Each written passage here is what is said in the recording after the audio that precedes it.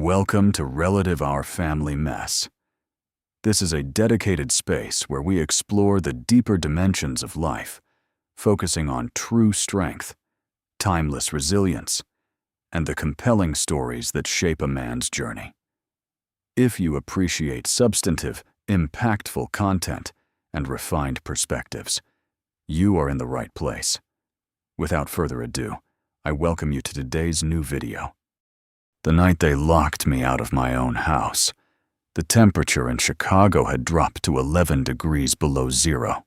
I was standing on the front porch of a $4 million estate in Lake Forest, Illinois, a house I had paid for with 40 years of ink, paper, and the kind of sweat that stains a man permanently. The porch light was off. Someone had made sure of that. My dress shirt was soaked through to my skin, and the wind coming off Lake Michigan was the kind that doesn't just chill you. It finds the spaces between your bones and sets up camp there. At my feet sat a single black trash bag. Inside it were 2 pairs of slacks, 3 shirts I had grabbed without thinking, my shaving kit, and a framed photograph of my father standing in front of his first printing press. That photograph was the only thing I had reached for deliberately. Everything else I had grabbed blind. I pressed my face against the cold glass of the living room window. Inside, the fireplace was going strong. I had paid a contractor $40,000 to install that fireplace 17 years ago. And I had stood right there in that room and watched every single stone go in. The room was bathed in warm amber light. Carolyn, my wife of 48 years, was sitting on the leather sofa in her silk robe. Brandon, my son, 46 years old, was standing near the wet bar. His wife, Tiffany, was curled up in the armchair by the fire, scrolling through her phone like it was any other evening in the world. They were not arguing. They were not worried. They were not looking for me. Brandon was laughing at something Tiffany had said. He reached out and poured himself another glass of red wine. Completely at ease. Completely at home. In a house that had my name on the deed for 31 years. Or at least, it used to. I reached out with a hand that had stopped feeling like my own and pressed my fingers against the electronic keypad on the front door. The metal was slick with ice. I typed in the code I had used for 11 years. The 4 digits of the year Carolyn and I were married. A sharp red light blinked on the small screen. Access denied. I tried again, slower this time, making sure each finger landed on the right key.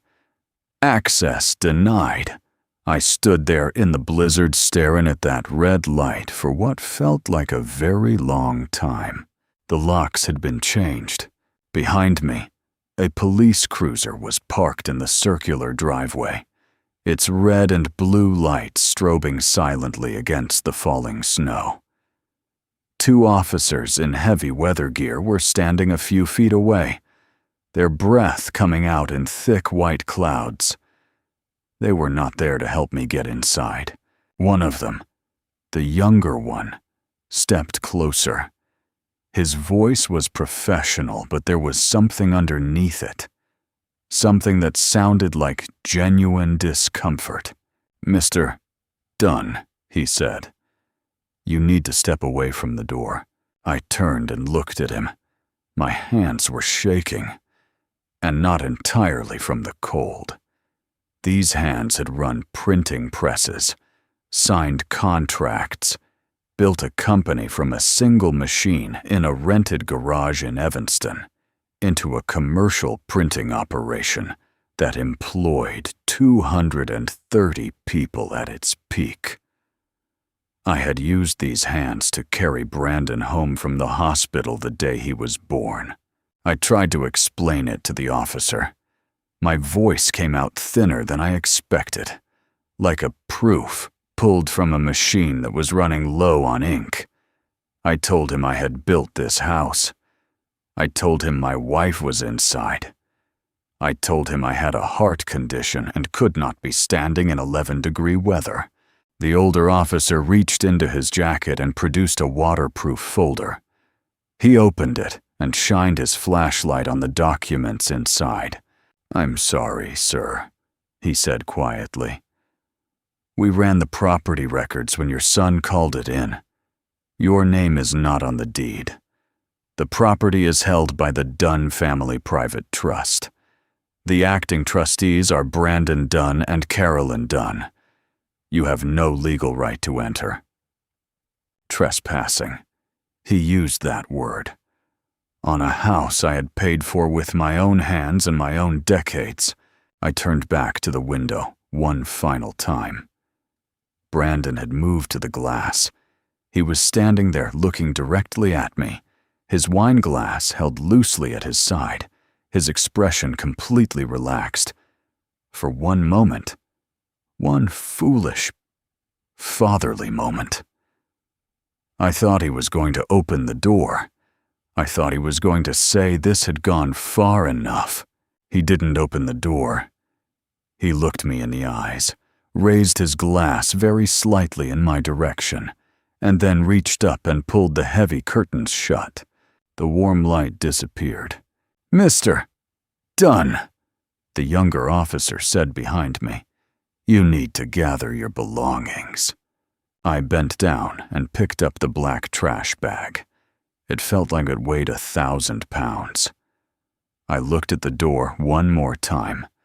Then I picked up my father's old leather briefcase from the porch railing where I had set it down.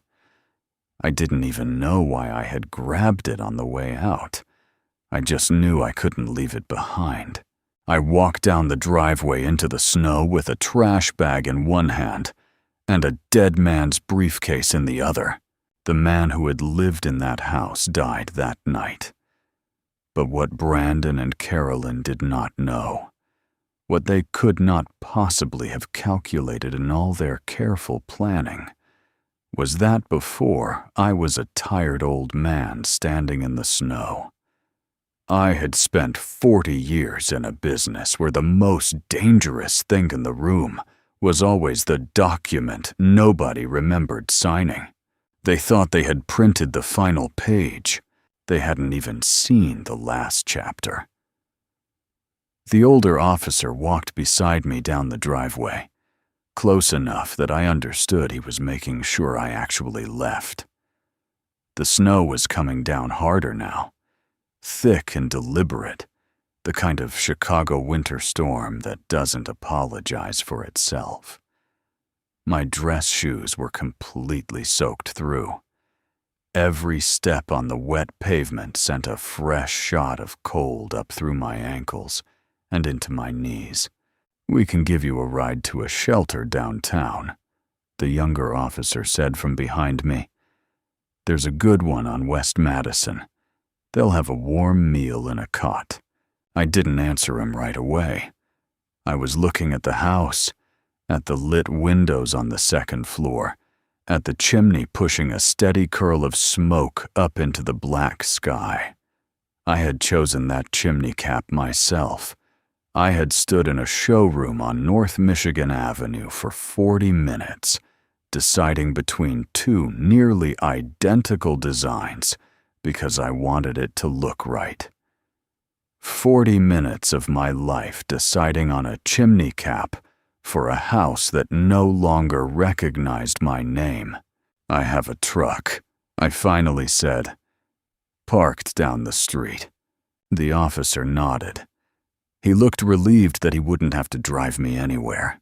We reached the end of the driveway. The iron gate that I had installed 12 years ago stood open. I walked through it without looking back. The snow on the sidewalk was fresh and undisturbed. No one else had walked this way tonight. I left 2 uneven lines of footprints heading away from the only home I had known for 3 decades.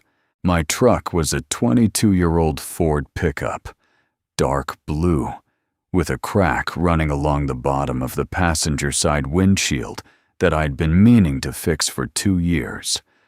I had kept it registered in my own name, separate from the household accounts, because I used it for hauling equipment in the early years of the business. It was the one thing Brandon had apparently overlooked, or perhaps he had simply not thought it was worth stealing. I opened the driver's side door and set the trash bag on the passenger seat. Then I placed my father's leather briefcase carefully on top of it, as though I were handling something fragile. The cab smelled like old upholstery and the faint ghost of the motor oil I had spilled in the back 2 summers ago. I got in, pulled the door shut, and sat there with the engine off and my hands in my lap. Through the cracked windshield, I could see the lights of the house glowing at the end of the block. Warm and golden, and completely indifferent to the man sitting in the cold dark outside. I had been married to Carolyn for 48 years. I had met her at a trade show in downtown Chicago when I was 29 years old, and she was 26. She had been working a booth for a paper supplier, and I had been there trying to find a better deal on stock for my new press. She had laughed at something I said, a real laugh, not a polite one, and I had thought to myself that I was going to marry that woman. And I did. 8 months later, in a small church in Evanston with 60 people in attendance. I married her. 48 years. Brandon had been born 3 years after the wedding. I had been in the delivery room. I had held him before Carolyn did, because the nurses handed him to me first, while they attended to her. I remember thinking that he was the most astonishing thing I had ever seen. Smaller than I expected. Louder than I expected. More real than anything I had ever held in my hands, including every contract I had ever signed. I reached into my jacket pocket and pulled out my phone. The screen was cracked from a fall 2 months ago that I hadn't gotten around to fixing. I opened the banking application and logged into the only account I had not mentioned to anyone in years. A simple checking account at a local credit union, opened in my own name alone, used for nothing more than truck repairs and the occasional hardware purchase. Brandon didn't know it existed because I had never connected it to our main financial portfolio. Available balance $900.14. $900. That was what 40 years of building something from nothing had been reduced to on a Tuesday night in November. $900 and a cracked phone and a truck with a broken windshield and a trash bag full of shirts I hadn't even bothered to fold.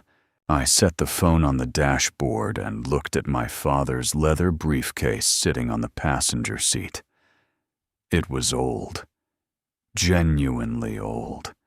The kind of worn, dark brown leather that gets softer with decades rather than cracking. My father had carried it every day of his working life. When he died, I had taken it from his office and kept it on a shelf in my own. I wasn't entirely sure why I'd grabbed it on the way out of the house tonight. It had been sitting on the shelf in my home office, and when the officer told me I had 5 minutes to collect my belongings, my hand had gone to it automatically. Like something in me knew. I started the engine. The heater came on, blowing cold air that gradually, reluctantly, began to warm. I put the truck in gear and pulled away from the curb. I did not look at the house again. There was nothing left to look at. I drove south on Sheridan Road, then west, then south again, not heading anywhere in particular, just moving because sitting still felt like surrender. The city moved past my windows in streaks of wet light and shadow. Every lit window I passed belonged to someone who still had somewhere to go home to tonight. I kept driving until the gas gauge warned me it was time to stop. I pulled into a motel off the interstate. The sign above the office flickered in the snow. The clerk behind the desk looked at my soaking wet clothes and said nothing. I handed him my platinum card. He slid it through the machine. It beeped once, flat and final. Declined, he said. Let me take you back to 72 hours before I found myself standing in that blizzard. 3 days earlier. My life looked exactly the way it had looked for the past 11 years of retirement. Ordinary. Comfortable. Entirely mine. Or so I believed. It was a Wednesday morning in November. Chicago had given us one of those rare winter days where the sun actually shows up. Thin and pale but present, casting long, quiet shadows across the hardwood floors of the kitchen. I had woken up at 5:45, the same time I had woken up every morning for the past 4 decades. A habit so deeply printed into my body that even retirement couldn't undo it. Old pressmen never sleep late. The machines don't care what time it is, and after long enough, neither do you. I came downstairs in my robe and slippers and went directly to the coffee maker. Dark roast. Same as always. I measured it by instinct. 4 level scoops. Filled the reservoir to the line. Pressed the button. While it brewed, I stood at the kitchen window and looked out at the backyard. The grass had gone brown weeks ago. The oak tree near the back fence had lost most of its leaves. 2 squirrels were working the ground near the base of it with the focused intensity of small creatures who understood that winter was not a negotiation. It was a perfectly normal morning. I had built this kitchen during a renovation 12 years ago. I had chosen the countertops myself, a dark granite that Carolyn had initially resisted, and then, later, claimed as her own idea. I had overseen the installation of the cabinetry, argued with the contractor about the placement of the island, and personally selected the hardware on every single cabinet door. This kitchen was mine in a way that went beyond paperwork.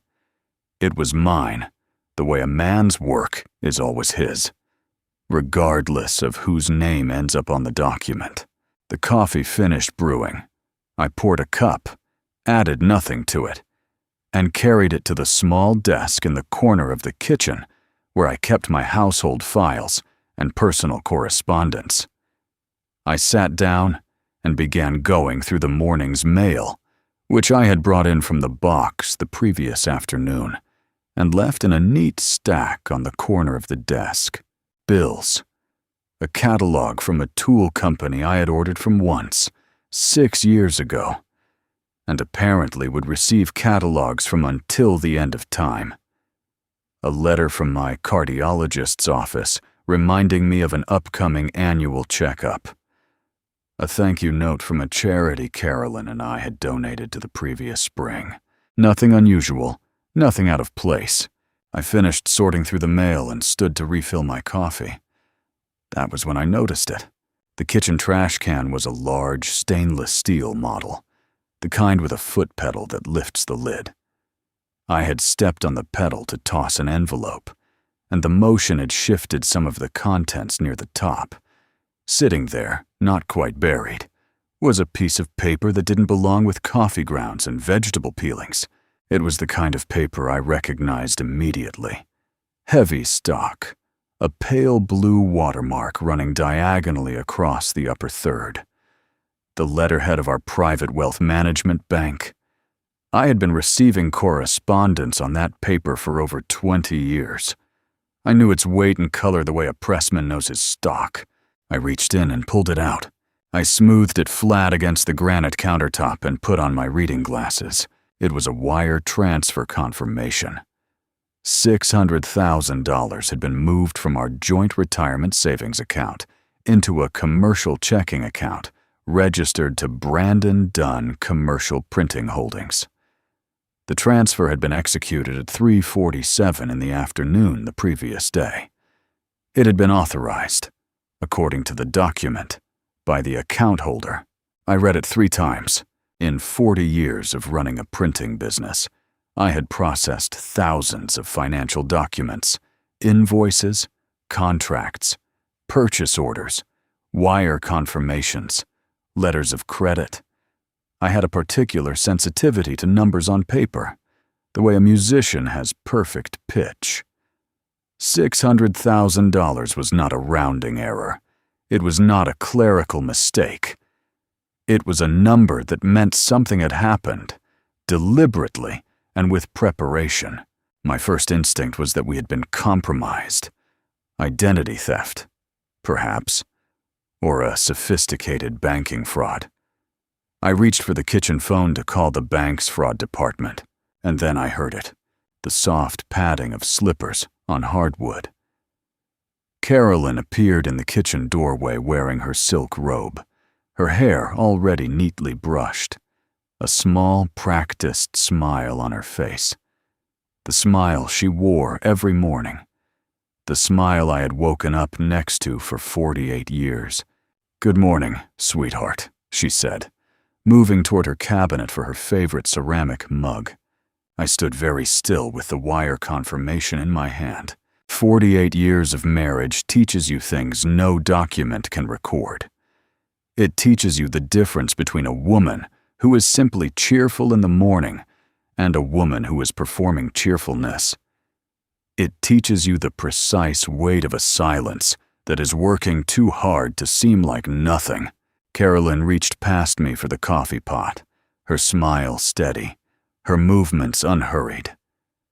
She did not look at the paper in my hand. She was being very careful not to look at it, which told me everything I needed to know. I set the wire confirmation down on the countertop between us, not aggressively, not with the dramatic slam of a man who has already made up his mind. I set it down the way I used to set a bad proof on a pressman's workstation, quietly, deliberately, in a place where it could not be ignored. "Carolyn," I said, "what is this?" She turned from the coffee maker with her mug in both hands. Her eyes went to the paper. Something moved across her face, fast and controlled, like a single frame pulled from a reel before the projector catches up. Then it was gone, and the smile was back. Softer now, threaded with a kind of gentle patience that made my jaw tighten. "Oh, sweetheart," she said. She set her mug down and came toward me, touching my arm the way you touch the arm of someone who is confused and needs to be redirected. "We talked about this. Don't you remember?" I looked at her hand on my arm. Then I looked at her face. "We talked about transferring $600,000 to Brandon's business account," I said. It was not a question. I said it flat, like a line of type, so she could hear exactly what she was asking me to believe. She sighed, a careful sigh, measured and soft. His company landed a major commercial contract in Detroit, a big one, a print run for a regional grocery chain, tens of thousands of units. The financing got held up because of some paperwork delay at the bank. He just needed a short-term bridge to cover the production deposit until the institutional funds cleared next week. He said you told him it was a smart move. She tilted her head slightly. "You've been a little forgetful lately. Harrison. Maybe we should mention it to Dr. Reeves at your checkup." She used my middle name. She only did that when she was being very deliberate. I stood there and let her finish. I kept my expression neutral. The way I used to keep my face neutral when a vendor was quoting me a price I knew was inflated. You don't react. You listen. You let them build the structure of their story while you quietly test every joint for weakness. And there were weaknesses. I had spent 40 years in commercial printing. I knew the business of print production the way a surgeon knows anatomy. And what Carolyn had just described was not how any legitimate commercial print contract worked. When a printing company lands a major account, the client provides a purchase order. That purchase order goes to the printer's bank. The bank issues a line of credit against the confirmed order. Nobody calls their 77-year-old retired father and asks him to wire $600,000 in cash by 4 o'clock in the afternoon because of a paperwork delay. Nobody who is running a real business does that. What Carolyn had just described was not a bridge loan. It was a story designed for a man who didn't know the industry. A man who would hear the words commercial contract and Detroit and institutional funds and trust that his wife and son understood the details better than he did. It was a story engineered for someone whose grip on the world had begun to loosen. Someone who could be made to doubt his own memory. I was not that man. Not yet. Possibly not ever. But I needed her to believe I was. I looked at the wire confirmation one more time. Then I looked at Carolyn. I let my shoulders drop very slightly. I let a small, uncertain frown cross my forehead. I picked up the paper and folded it in half. Slowly, the way an old man handles something he doesn't fully understand. A bridge loan, I repeated, as though I were turning the phrase over, testing its weight. Just temporary, she said. Her voice had warmed immediately. The relief in it was almost imperceptible, but I heard it. I had been listening to that voice for 48 years. He'll have it back in your account by the end of next week. You know how these things work. A day's delay in financing can cost a company an entire contract. Right, I said. I nodded slowly. Right, of course. I folded the paper again and set it on the counter beside my coffee cup. I picked up my mug and took a sip. I'm sorry, I said. I must have gotten confused. There's been a lot on my mind. Carolyn reached out and patted my hand. You work too hard at worrying, she said. Let Brandon handle the business side of things. That's why we helped him get started in the first place. She picked up her own mug and moved toward the kitchen table, already shifting her attention to the morning ahead of her. Already finished with this conversation, I stood at the counter and watched her go. 40 years in printing teaches you that the most dangerous document in any transaction is not the one with the most words. It is the one with the fewest. A single line on a wire confirmation. A signature on a form you signed without reading closely enough. A transfer authorization executed through a legal instrument you forgot you had given someone.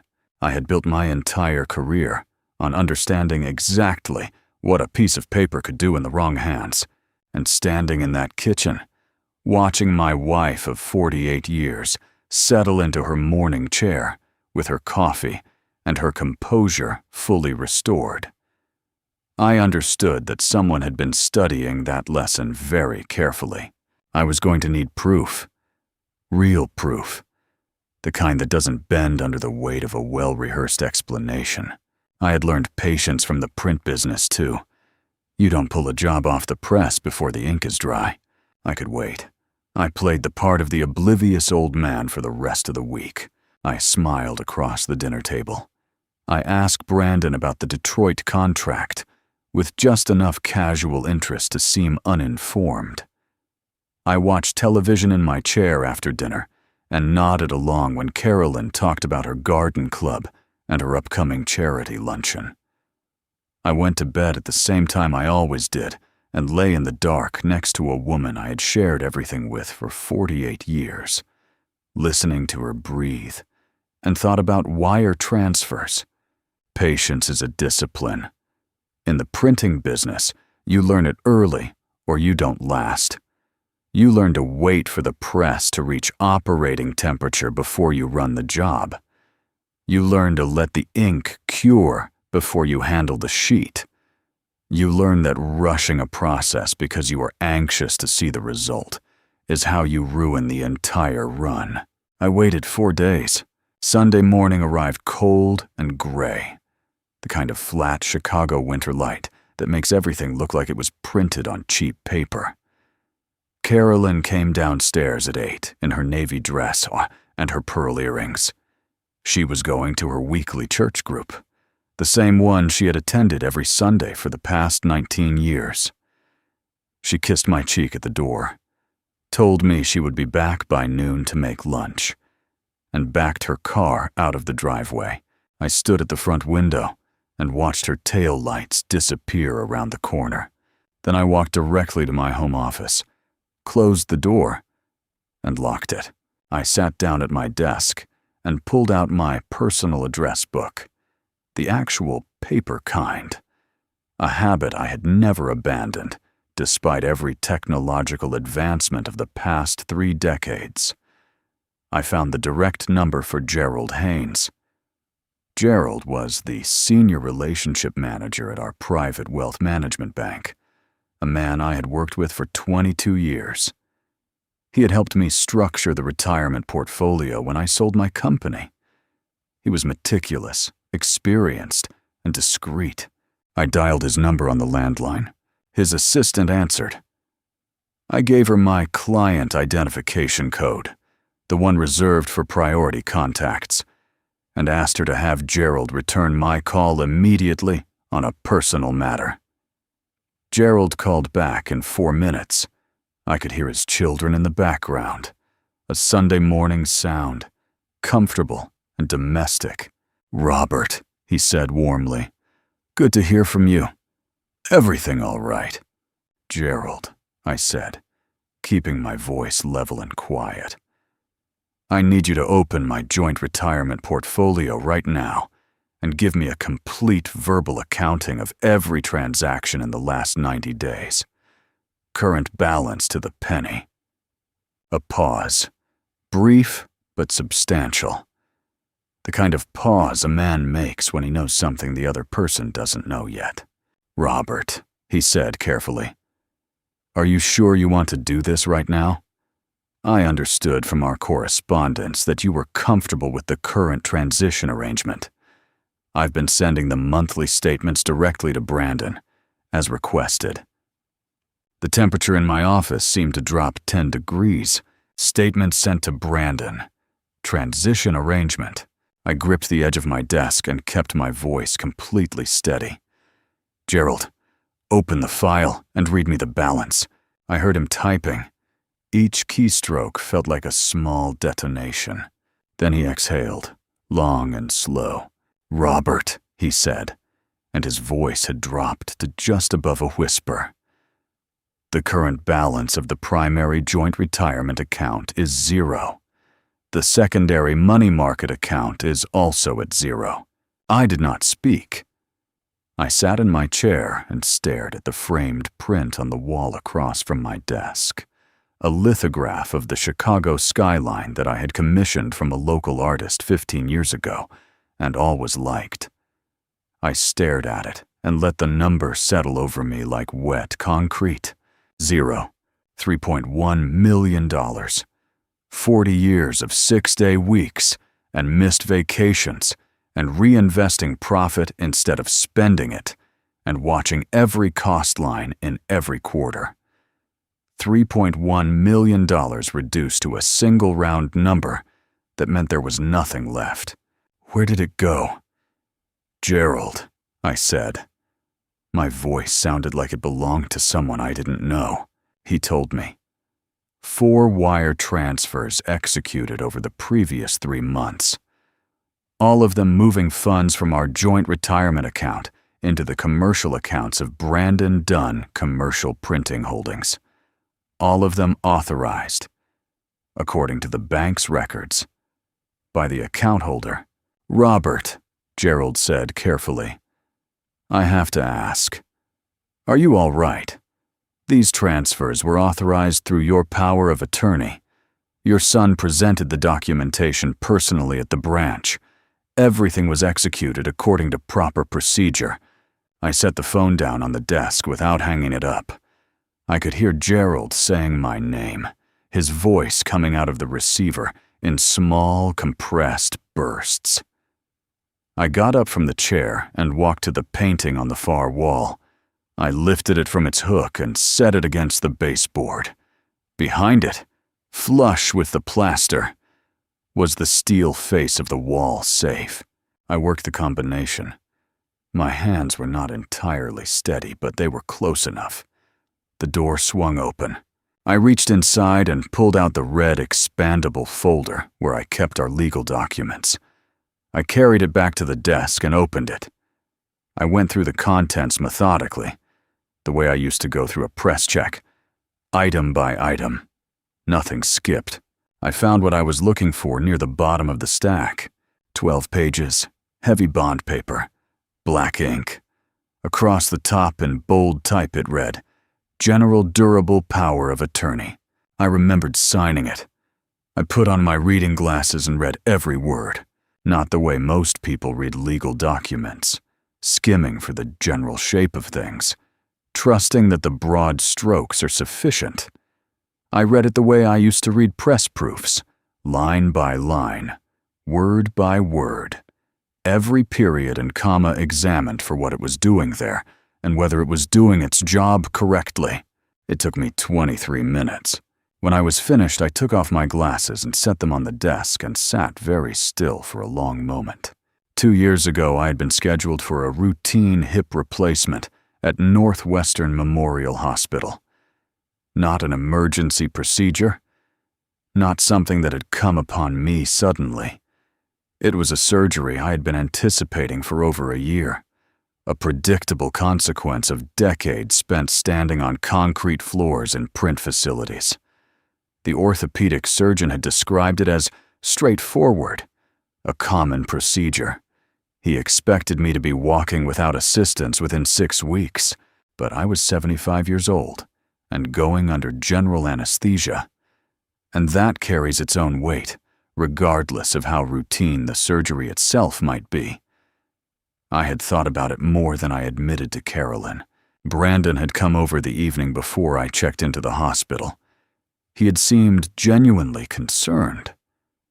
He sat across from me in the living room and held my hand and told me that he loved me and that he wanted to make sure everything was in order, just in case something unexpected happened during the procedure. He was calm and thoughtful, and exactly what a son is supposed to be in that moment. He had brought the document with him. He explained it carefully. A standard medical and financial proxy. He called it temporary in nature. It would only be activated if I became completely incapacitated and unable to make decisions for myself. It would allow him to ensure that hospital bills were paid promptly, that the household accounts continued to function, that Carolyn was protected from any administrative delays if something went wrong on the table. He said he had had his attorney review it. He said it was entirely standard. He handed me a pen. I signed it without reading it. I had gone under anesthesia the following morning, thinking I had signed a temporary safeguard, a narrow instrument designed for a specific emergency that I hoped would never arise, what I had actually signed. As I now understood with the cold precision of a man reading a document 2 years too late, was a sweeping and unconditional transfer of legal authority. The power it granted Brandon was not limited to medical emergencies. It was not temporary. It did not require a physician to declare me incompetent. It granted him full and immediate authority to act on my behalf in all financial and real estate matters, effective from the moment the ink dried on my signature. He had not needed me to be incapacitated. He had only needed me to trust him. I set the power of attorney aside and kept going through the folder. There was a thick envelope near the bottom that I did not recognize. The return address was the Cook County Recorder of Deeds. The postmark was 3 weeks old. I opened it. It was a property transfer document. According to the notarized pages inside, Harrison Robert Dunn had voluntarily gifted the Lake Forest residential property to the Dunn Family Private Trust. The transfer had been executed and recorded 22 days ago. The acting trustees of the Dunn Family Private Trust were listed as Brandon Dunn and Carolyn Dunn. I did not own my house anymore. I sat back in my chair and looked at the ceiling. The office was completely quiet. From somewhere downstairs, I could hear the faint ticking of the grandfather clock in the hallway, a sound I had lived with for so long that I usually didn't hear it anymore. Right now, it sounded very loud. They had taken the retirement accounts. They had taken the house. Brandon had used a document I signed the night before surgery. Frightened and trusting, and wanting to believe my son was simply being responsible, to strip me of everything I had spent a lifetime accumulating. And Carolyn had known. She had to have known. You do not transfer $3.1 million out of a joint account and deed away a $4 million property without the other spouse being aware. The Sunday morning church smiles, the gentle hand on my arm in the kitchen, the careful performance of a woman unconcerned because she had nothing left to be concerned about. She had known every step of the way. I heard a car in the driveway. I looked at the clock on my desk. It was noon exactly. Then I heard a second car, and voices. Brandon's voice, and Tiffany's lighter tone underneath it, and Carolyn's laugh carrying clearly through the front door as it opened. They were all here. I looked down at the power of attorney and the property transfer documents spread across my desk. I thought about what I was going to do next. Not what I wanted to do, not what I felt, what I was actually going to do, calmly, precisely, with the controlled intention of a man who has spent his entire career understanding that the difference between a good print job and a disaster is almost always the quality of the preparation. I gathered the documents into a neat stack. I stood up.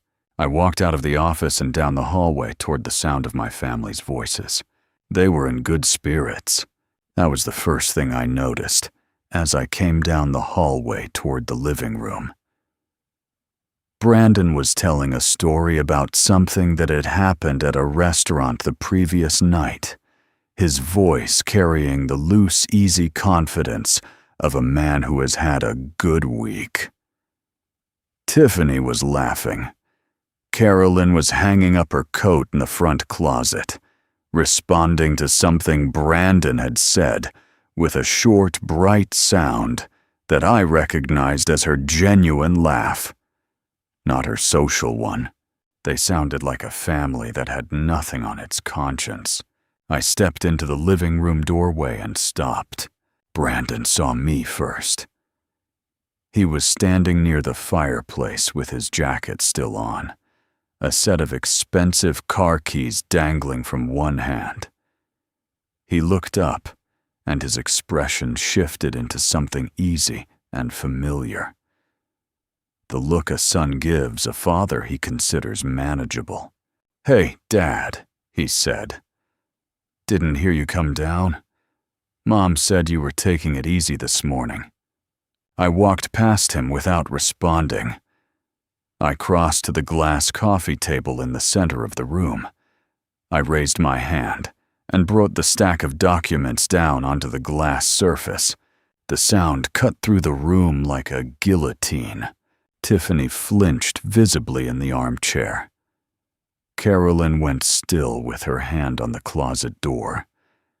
Brandon's easy expression did not disappear immediately. It contracted, like a press plate cooling, tightening at the edges before the center gave way. "I want an explanation," I said.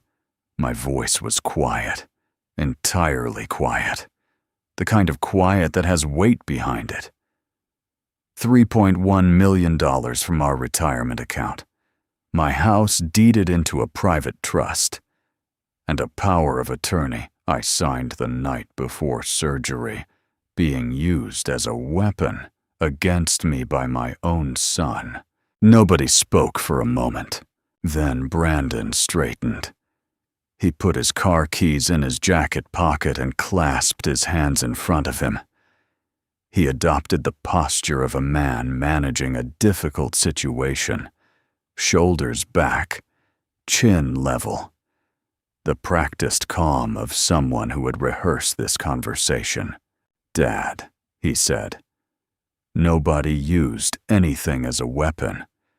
You're getting worked up over a restructuring decision that was made in the best interest of the family's assets. The money is being deployed strategically. The property transfer protects the estate from potential liability exposure. These are standard wealth management decisions."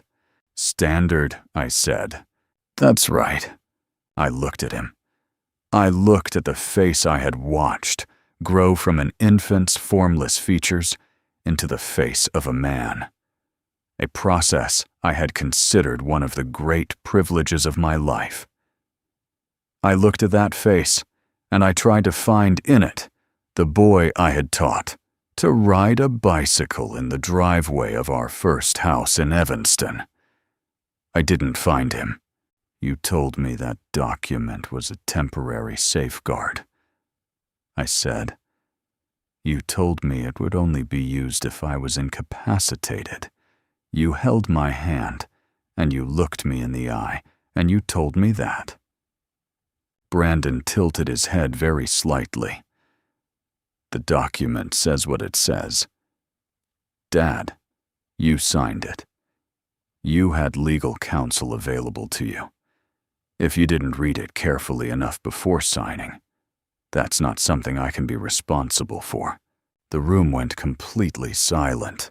Carolyn spoke from near the closet. Her voice was flat and controlled and utterly unfamiliar, as though someone had replaced her vocal cords with something harder and colder. "Stop making a scene."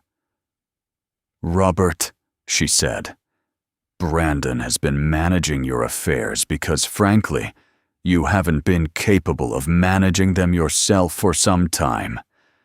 The money is being invested properly. The property is protected. You should be grateful." I turned and looked at her. I had a specific memory, sudden and unbidden, of standing at the altar in the church in Evanston 48 years ago watching her walk toward me down the aisle. I had thought, standing there, that I was the luckiest man in the building. "Grateful," I said. "The divorce papers were filed Friday morning," she said. "My attorney will be in touch next week. There's nothing left to contest. The assets are properly structured." Tiffany had set down whatever she was holding and was watching the scene with the careful attention of someone who understood the shape of what was happening, even if she hadn't been present for all of its construction. Brandon pulled out his phone. "I'm going to ask you to leave," he said. He was already dialing. "This is private property, and you don't have a legal right to be here. I'd like this handled calmly. But if it can't be handled calmly, I'm going to need to make a call." "This is my house," I said. "No," he said simply, his eyes on his phone screen. "It isn't." He lifted the phone to his ear. "Yes, I need to report a disturbance at a residential address in Lake Forest. An individual is refusing to leave private property. The property owner is requesting police assistance." A brief pause. "The individual is my father. He's becoming agitated, and I'm concerned for the safety of the other people in the house." He said it without raising his voice, without any visible emotion whatsoever. He reported his 77-year-old father to the police with the same dispassionate efficiency he might have used to cancel a newspaper subscription. I stood in the middle of the living room and looked at the three of them. Carolyn had moved to the sofa and sat down, smoothing her dress as though the conversation were already finished. Tiffany had uncurled from the armchair and gone to the wet bar, where she was quietly opening a bottle of wine. They were already moving on. They had already written the next chapter. What they had not accounted for was that I had spent my entire career in a business where the man who controls the press controls the story. The police arrived in 11 minutes. I know because I stood in the living room and watched the clock on the mantel while Brandon, Carolyn, and Tiffany arranged themselves into the tableau of a family under distress. Brandon positioned himself near the front door, his expression calibrated to concerned and reluctant. Carolyn sat on the sofa with her hands folded in her lap, the picture of a woman enduring a difficult situation with dignified patience. Tiffany had retreated to the kitchen, which I suspected was less about removing herself from the conflict and more about not wanting to be on camera if anyone was recording. 2 officers knocked. Brandon opened the door and shook both their hands. I watched him do it. I watched my son shake the hands of the police officers he had called to remove me from my own home.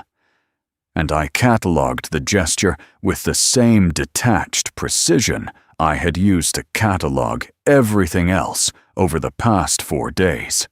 Brandon showed them the trust documents. He showed them the property deed. He showed them the power of attorney. He had them all ready in a neat folder, which told me he had brought them specifically for this purpose. This was not a spontaneous decision made in the heat of an argument. The folder had been prepared in advance. The call to the police had been a planned step in a planned sequence. The older of the 2 officers looked over the documents carefully, then looked at me. "Sir," he said, not unkindly, "the property records are consistent with what's been presented. The deed lists the Dunn family private trust as the legal owner. I'm sorry, but you'll need to gather your belongings and vacate the premises." "How much time?" I said.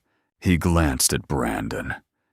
Brandon gave a small, magnanimous shrug, the gesture of a man being reasonable under difficult circumstances. 5 minutes, the officer said. I went upstairs alone. One of the officers followed me to the foot of the staircase, but did not come up. I walked down the hallway to the master bedroom and stood in the doorway for a moment before going in. This room had been ours for 31 years. The bed, the dresser, the pale yellow walls that Carolyn had chosen and repainted twice since then, because the shade was never quite right. The framed photographs on the dresser. Brandon at 8 years old on a fishing trip in Michigan. Brandon at his college graduation. Our wedding photograph. Carolyn and I on the church steps in Evanston. Both of us squinting slightly into the afternoon sun. I did not take any of the photographs. I took the trash bag I had carried upstairs and moved through the room quickly and without sentiment. 2 pairs of slacks, 3 shirts, my shaving kit from the bathroom, a heavy wool sweater from the back of the closet. I moved the way I used to move during a press breakdown at 2 in the morning, efficiently and without wasted motion, because the situation required action and not feeling. I went back into the hallway. I paused at the door of what had been my home office. The painting was back on the wall over the safe. I had replaced it before coming downstairs. The documents I had taken from the safe were in my jacket pocket, folded carefully. The power of attorney, the property deed, the wire confirmation from the kitchen trash, the evidence of everything. I walked past the office and went back downstairs. Brandon was standing in the foyer with his hands in his pockets. The officers were near the front door. Carolyn had not moved from the sofa. She did not look at me as I came down the stairs. I crossed the foyer toward the front door, trash bag in hand. I stopped at the small table near the entrance where I kept my keys and wallet, the table where I had set things down every evening for 31 years. My truck keys were there. I took them. My father's leather briefcase was on the floor beside the table where I had left it when the police arrived. I picked it up. Brandon stepped slightly to the side to let me pass. As I drew level with him, he spoke. His voice was low and even, just between the two of us. "The printing business is dead, old man," he said. "You built something that doesn't exist anymore. Film and plates and offset presses. Nobody needs any of that. You just never knew when to walk away." I stopped. I looked at him. I took my time doing it. In 40 years of running a business, I had dealt with vendors who tried to intimidate me, competitors who tried to undercut me, and employees who tried to defraud me. I had learned early that the most dangerous response to contempt is not anger. Anger tells the other person they have found the nerve they were looking for. It confirms their read of the situation. I looked at my son for a long moment, without any expression on my face whatsoever. Then I walked out the front door into the snow. The cold hit me immediately, sharp and total. The officers followed me down the driveway to make sure I left the property. I reached my truck, opened the driver's door, and placed the trash bag on the passenger seat. I set my father's briefcase on top of it, carefully. Both hands. I got in. I started the engine. I drove away from the house without looking back a single time. Some things you don't need to see again to remember perfectly. I drove for 2 hours without a destination. South on Sheridan Road, west on Toohey, south again on the interstate, joining the thin stream of Sunday evening traffic moving through the gray Chicago dark. The heater in the truck was working at about 60% of its original capacity, which meant that the cab was warm enough to keep my hands functional on the wheel, but cold enough that I could still see my breath if I exhaled slowly. I didn't have a plan. For the first time in 40 years, I was operating without one, and the sensation was deeply disorienting, like trying to run a press job without a proof to match against. You need a reference point. You need something to measure your output against. I had nothing.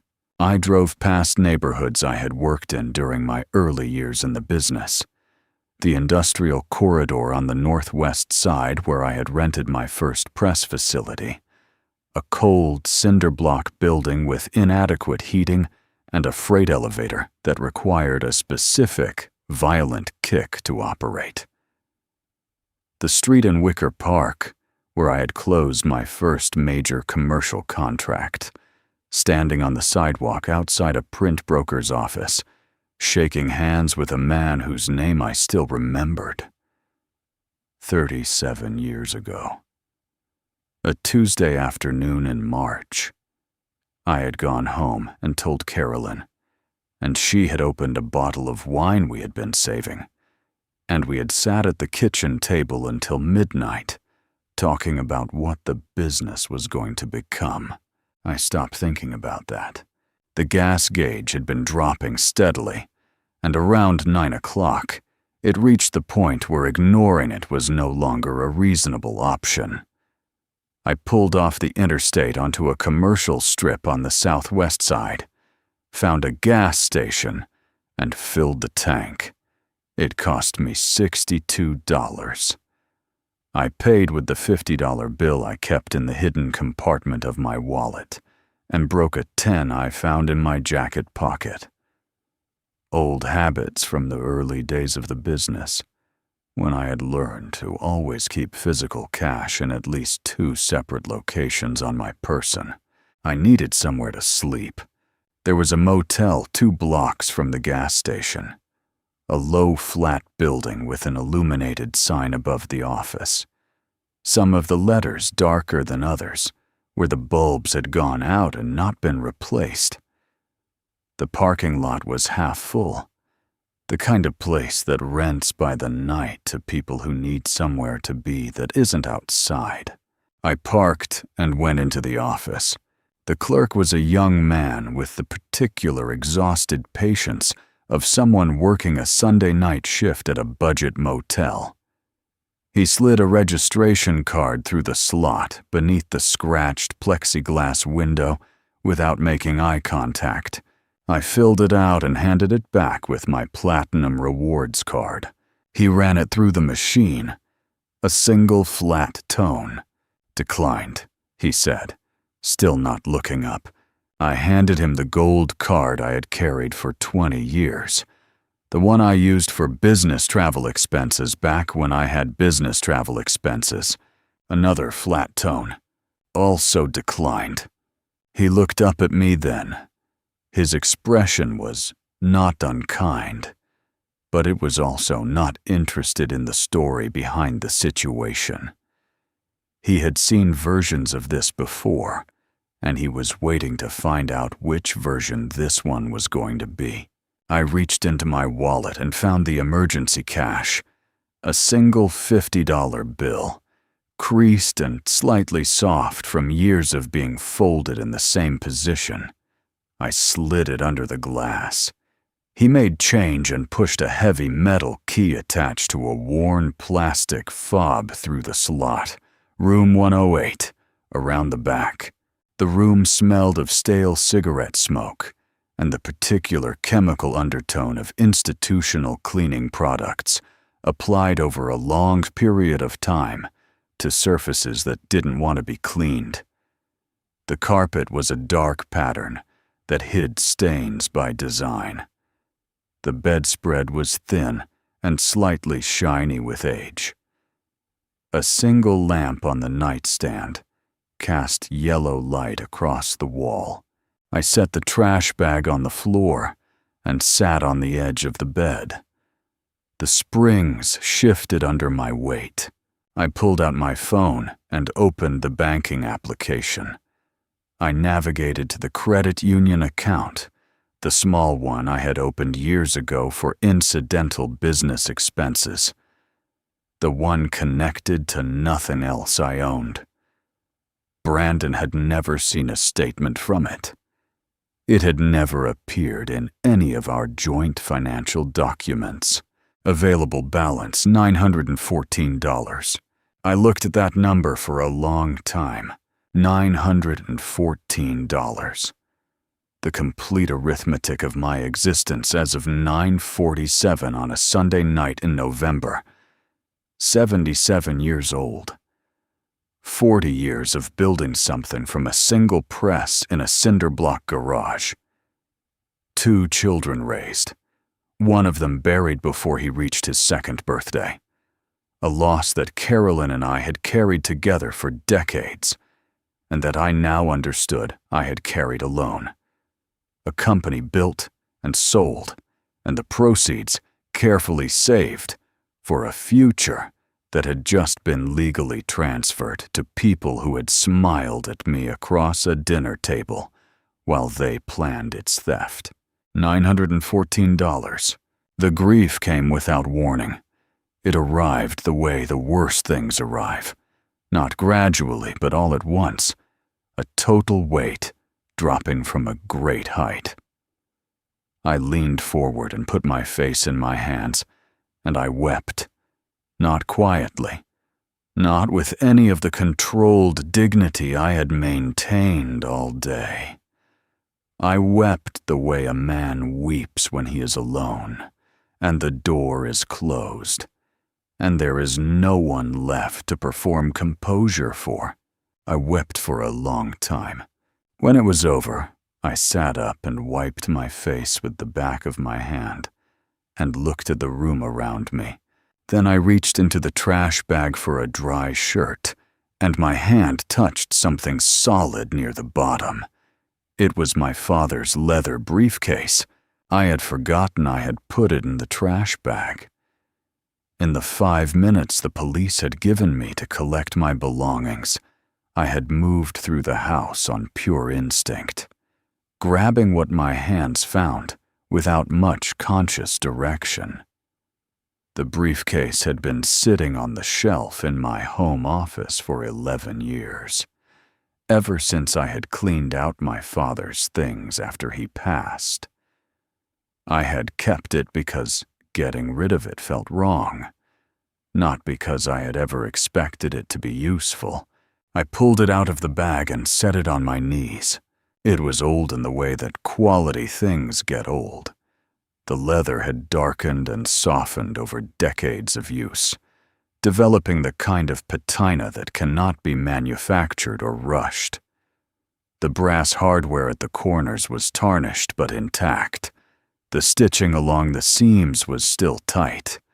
My father had bought it in 1964, the year he opened his first print shop on the north side of Chicago. He had carried it every working day of his life until he retired. When I was a boy, I had thought it was the most serious object I had ever seen. The main clasp was stiff, but it opened. Inside were the things I had always seen when I opened it over the years. A spare set of reading glasses in a hard case. A small notebook with my father's handwriting in it. Phone numbers and addresses for people who had been dead for 20 years. A folded map of downtown Chicago from 1978. A mechanical pencil. Nothing remarkable. The contents of a working man's briefcase from another era. I closed the clasp and turned the case over in my hands, and that was when I felt it. The bottom of the briefcase was heavier than it should have been. Not dramatically heavier. Not the kind of difference you would notice if you were simply picking it up and carrying it, but sitting there with it in both hands, turning it slowly. I could feel that the weight was not distributed the way the weight of an empty case should be distributed. There was something in the base. I turned it right side up and opened it again. I pressed my fingers along the interior bottom panel. It was covered in the original dark brown leather lining, dry and slightly stiff with age. I pressed harder, working my fingers toward the edges of the panel. And at the far left corner, I felt a slight give. A seam that was not a seam. A join that had been made to look like the natural edge of the lining, but was in fact the boundary of a separate panel. A false bottom. My father had built it himself. He had been a pressman and a craftsman, and a man who believed that some things were better kept private. He had built a hidden compartment into the base of his briefcase, and he had never told me it was there. I worked my fingers under the edge of the panel. It resisted briefly, and then lifted free, hinging upward on the left side to reveal a shallow space, perhaps 3/4 of an inch deep, running the full width of the case. Inside, preserved in the dry darkness for an unknown number of years, was a manila envelope. The paper had yellowed, and the edges had gone slightly brittle, but it was intact. The metal clasp on the flap had oxidized to a dull brown, but it opened when I pressed it. I turned the envelope over and let the contents slide out onto the bedspread beside me. The first thing that fell out was a key.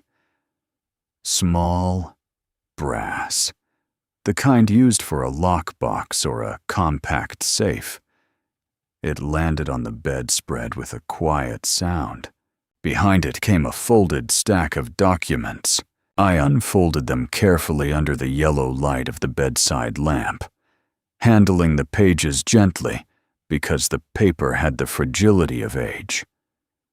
The top sheet was the charter document for a limited liability company. The company name was a sequence of letters that meant nothing on its own. A deliberately anonymous combination chosen for obscurity rather than identity.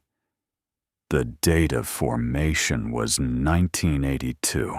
I recognized the handwriting that filled out the incorporation forms. It was mine.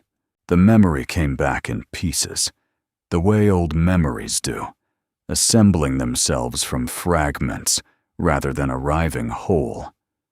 1982. I had been 35 years old. The printing business was 4 years old and had just finished its first genuinely profitable year. I had a small surplus of capital, and my father had told me, with the particular conviction of a man who had watched Chicago grow for 60 years, that the smart money bought land when nobody else thought it was worth buying. He had been watching Arizona, Scottsdale specifically, and the surrounding desert corridor. He thought it was going to become something. Most people at the time thought it was going to stay exactly what it was, which was a hot, flat expanse of sand and scrub brush with good weather and not much else. I had trusted my father's instincts the way I trusted good paper stock, completely and without reservation. I had used the surplus to purchase 150 acres of undeveloped land in the Scottsdale corridor, registered to the anonymous LLC to separate it from my business assets, and then returned to Chicago and poured everything I had back into the press operation. I had forgotten about it within 2 years. At the very back of the document stack, folded separately and written in my own hand on a piece of plain white paper, was a set of coordinates. GPS coordinates, recorded sometime after the technology became common, which meant I had visited the property at least once and noted the location for future reference. I did not remember doing that. I picked up the small brass key from the bedspread and held it in my palm. $914, a broken old truck, a motel room that smelled of other people's troubles, and in my hand, a key to something I had buried so completely that it had taken losing everything to find it again. I reached for my phone and opened the map application. I typed in the coordinates. The screen calculated the route. 1,750 miles to Scottsdale, Arizona. For the first time in 3 days, I had a reason to keep breathing. I left the motel before 4 in the morning. I did not sleep. I lay on top of the bedspread in my clothes and stared at the ceiling, and let my mind work through what I knew and what I didn't know and what I was proposing to do about it. By 2 o'clock, I had reached the point where lying still felt actively counterproductive. By 3, I had repacked the trash bag, tucked the manila envelope carefully inside my father's briefcase, and was sitting in the truck in the motel parking lot with the engine running and the defroster working on the windshield. By 3:50, I pulled out of the lot and headed for the interstate. The city was quiet in the way that cities are only quiet between 3 and 5 in the morning. That narrow window when the night people have mostly gone home and the day people haven't started yet. The street lights reflected off the wet pavement in long orange smears. I passed a delivery truck outside a bakery, a cab idling at a red light with its off-duty sign illuminated, a man walking a dog along the sidewalk with the resigned patience of someone whose dog has its own schedule regardless of the temperature. I got on Interstate 55 heading southwest and settled in. The first hour was Chicago suburbs, giving way to the flat agricultural corridor of central Illinois.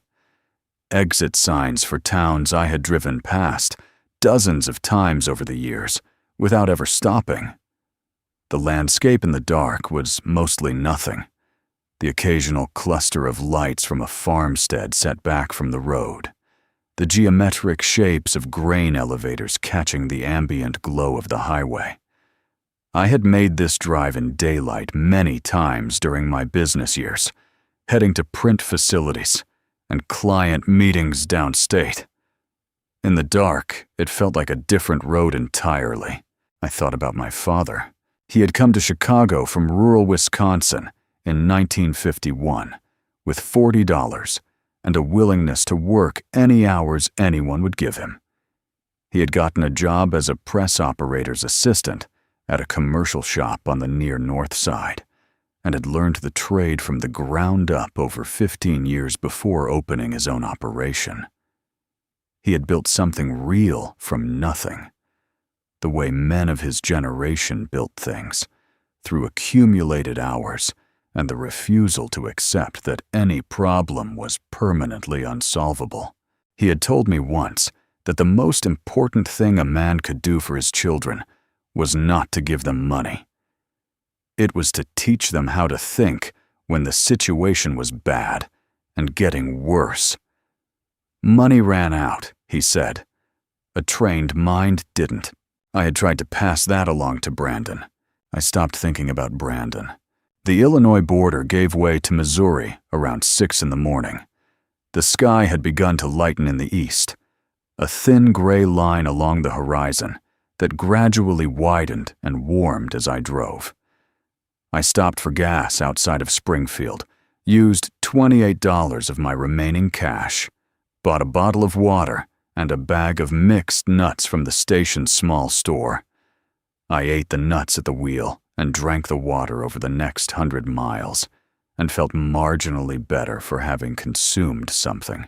Missouri was flat and bare in November, the fields stripped and resting, the trees along the highway showing their structures without the cover of leaves. I drove through the morning and into the early afternoon, stopping once more for gas in Joplin, near the Oklahoma border. My back was beginning to register its objection to the truck's worn driver's seat. I ignored it the way I had learned to ignore physical discomfort over decades of long days on production floors. I crossed into Oklahoma in the early afternoon. The land began to change, still flat, but differently flat. The flatness of the southern plains rather than the agricultural flatness of the Midwest. The sky seemed larger here, the horizon further away. The temperature had risen as I drove south, and somewhere in central Oklahoma, I turned the heater down for the first time since leaving Chicago.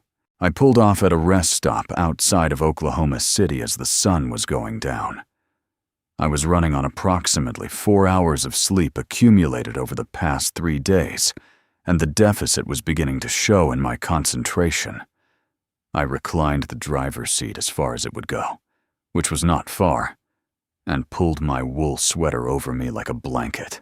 The doubt found me there in the dark. It had been waiting patiently, the way doubt waits, letting the adrenaline run its course before moving in. Now, lying in a cold truck at a rest stop in Oklahoma with most of my remaining cash spent on gasoline, it made its case with quiet efficiency. I was 77 years old. I was driving toward a piece of land I had purchased 42 years ago and not thought about since. The anonymous LLC might have lapsed. The land might have been seized for unpaid taxes decades ago. Someone might have bought it through adverse possession. The coordinates might lead to an empty field with nothing in it but scrub brush and disappointment. And if that was what I found, I would have spent my last meaningful resources driving to the wrong end of nowhere. I lay there and let the doubt say everything it had to say. Then I thought about my father's hidden compartment. A man does not build a false bottom into his briefcase to store nothing important. A man does not write down GPS coordinates for a worthless patch of desert and fold them carefully with a brass key and seal them in an envelope in a hidden space. My father had been a pressman. He believed in preserving the things that mattered. I started the engine and got back on the highway. The Texas Panhandle was waiting in the dark ahead of me, and beyond it, Arizona. I crossed into Arizona in the early afternoon of the second day. The change was immediate and total. The flat scrubland of the Texas Panhandle gave way to something older and more deliberate, a landscape that did not apologize for what it was. Red rock formations rose from the desert floor with the quiet authority of things that had been there long before anyone thought to name them. The saguaro cactus appeared first in isolated clusters along the highway shoulders, then in greater numbers as I drove west, their arms raised in postures that looked, depending on your state of mind, either welcoming or warning. The temperature outside was 61 degrees. In Chicago, 48 hours ago, it had been 11 below zero. I had not been warm in what felt like a very long time. I drove through the outskirts of Phoenix and continued northeast toward Scottsdale. The city emerged gradually from the desert. Luxury developments and golf courses and shopping centers built against the backdrop of the McDowell Mountains. Everything here looked expensive and deliberate. The architecture of people who had chosen this place specifically and then spent considerable money making it match their expectations. My truck looked profoundly out of place on these roads. I followed the GPS deeper into the Scottsdale corridor, past the resort areas and the upscale residential developments, until the road began to narrow. The manicured landscaping gave way to natural desert vegetation. The asphalt thinned and then ended, replaced by a gravel road that pushed northeast into the foothills. I slowed to a crawl. The truck's suspension was not designed for terrain like this. Every stone and rut transmitted itself directly through the frame and into my spine. But I kept moving. The GPS showed less than 2 miles to the coordinates. The gravel road climbed gradually into the foothills. Stands of saguaro and palo verde trees closed in on either side. The late afternoon sun was dropping toward the mountains to the west, casting long shadows across the desert floor. In the distance, the McDowell Mountains turned shades of amber and deep rose as the light changed. 1 mile, half a mile, the road curved around a large rock formation and straightened, and I saw it. Blocking the entire width of the road, anchored into the natural rock walls on either side of the canyon passage, was a gate. Not a simple ranch gate or a chain-link closure. A serious structure, fabricated from heavy-gauge steel, its surfaces brushed to a matte finish that absorbed rather than reflected the desert light. It was at least 12 feet high. The engineering was commercial grade, the kind of work I recognized from decades of dealing with contractors and fabricators. Whoever had built this gate had not been concerned about cost. I brought the truck to a stop 20 feet from it and sat for a moment with the engine running. On the left side of the gate, mounted to a natural stone pillar, was a security panel. Dark glass over what I assumed was a keypad, a camera lens above it, its single eye pointing down the road at my truck with patient indifference. I got out. The desert air was clean and dry and faintly warm, nothing like the wet cold I had left behind. My boots crunched on the gravel as I walked toward the gate. Up close, the fabrication was even more impressive. The steel beams were thick enough that I doubted a vehicle could breach them without serious purpose-built equipment. The hinges were recessed and protected. The base of the gate was set into a concrete footing that disappeared into the rock on both sides. I examined the security panel. The glass face over the keypad was dark and unresponsive, powered down or simply in standby. I did not have an access code. I did not have a remote. I had a small brass key from a manila envelope that had been sitting in a hidden compartment in a leather briefcase for an unknown number of years. I ran my hand along the stone pillar below the security panel, looking for anything that didn't belong to the rock.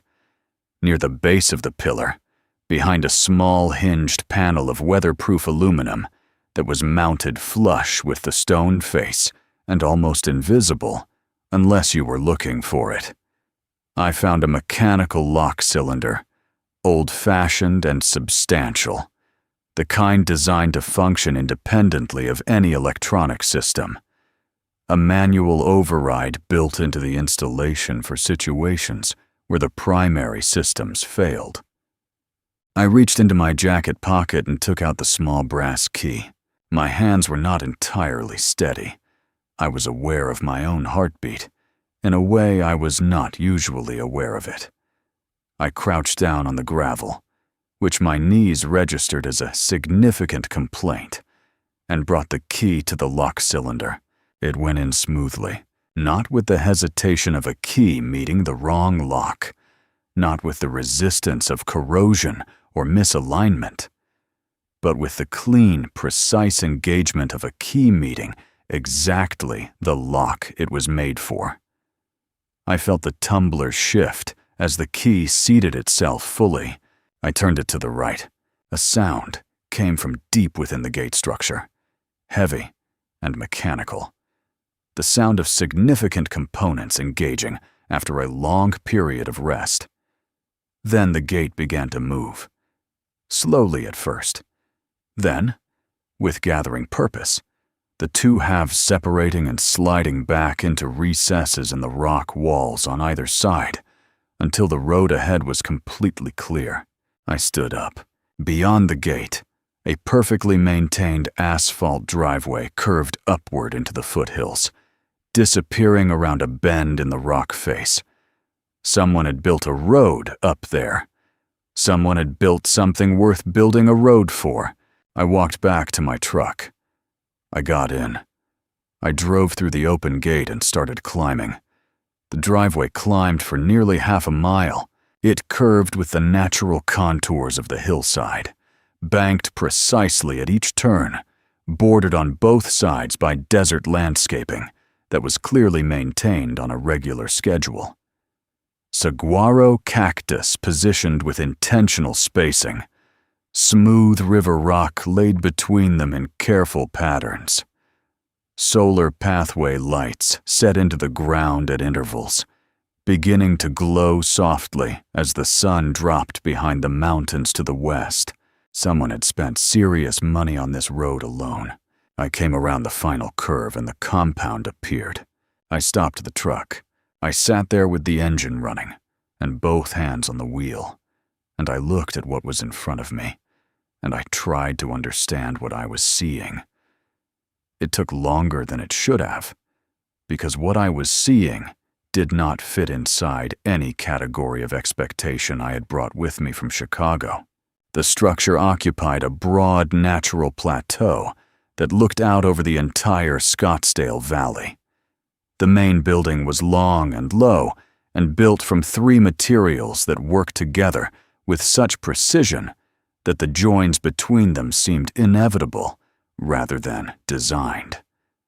Dark steel, glass, floor to ceiling, running the full length of the south and west faces, and natural stone, the same warm amber color as the rock formations surrounding it, quarried locally by the look of it, and laid with the care of someone who understood that the building should belong to the landscape rather than dominate it.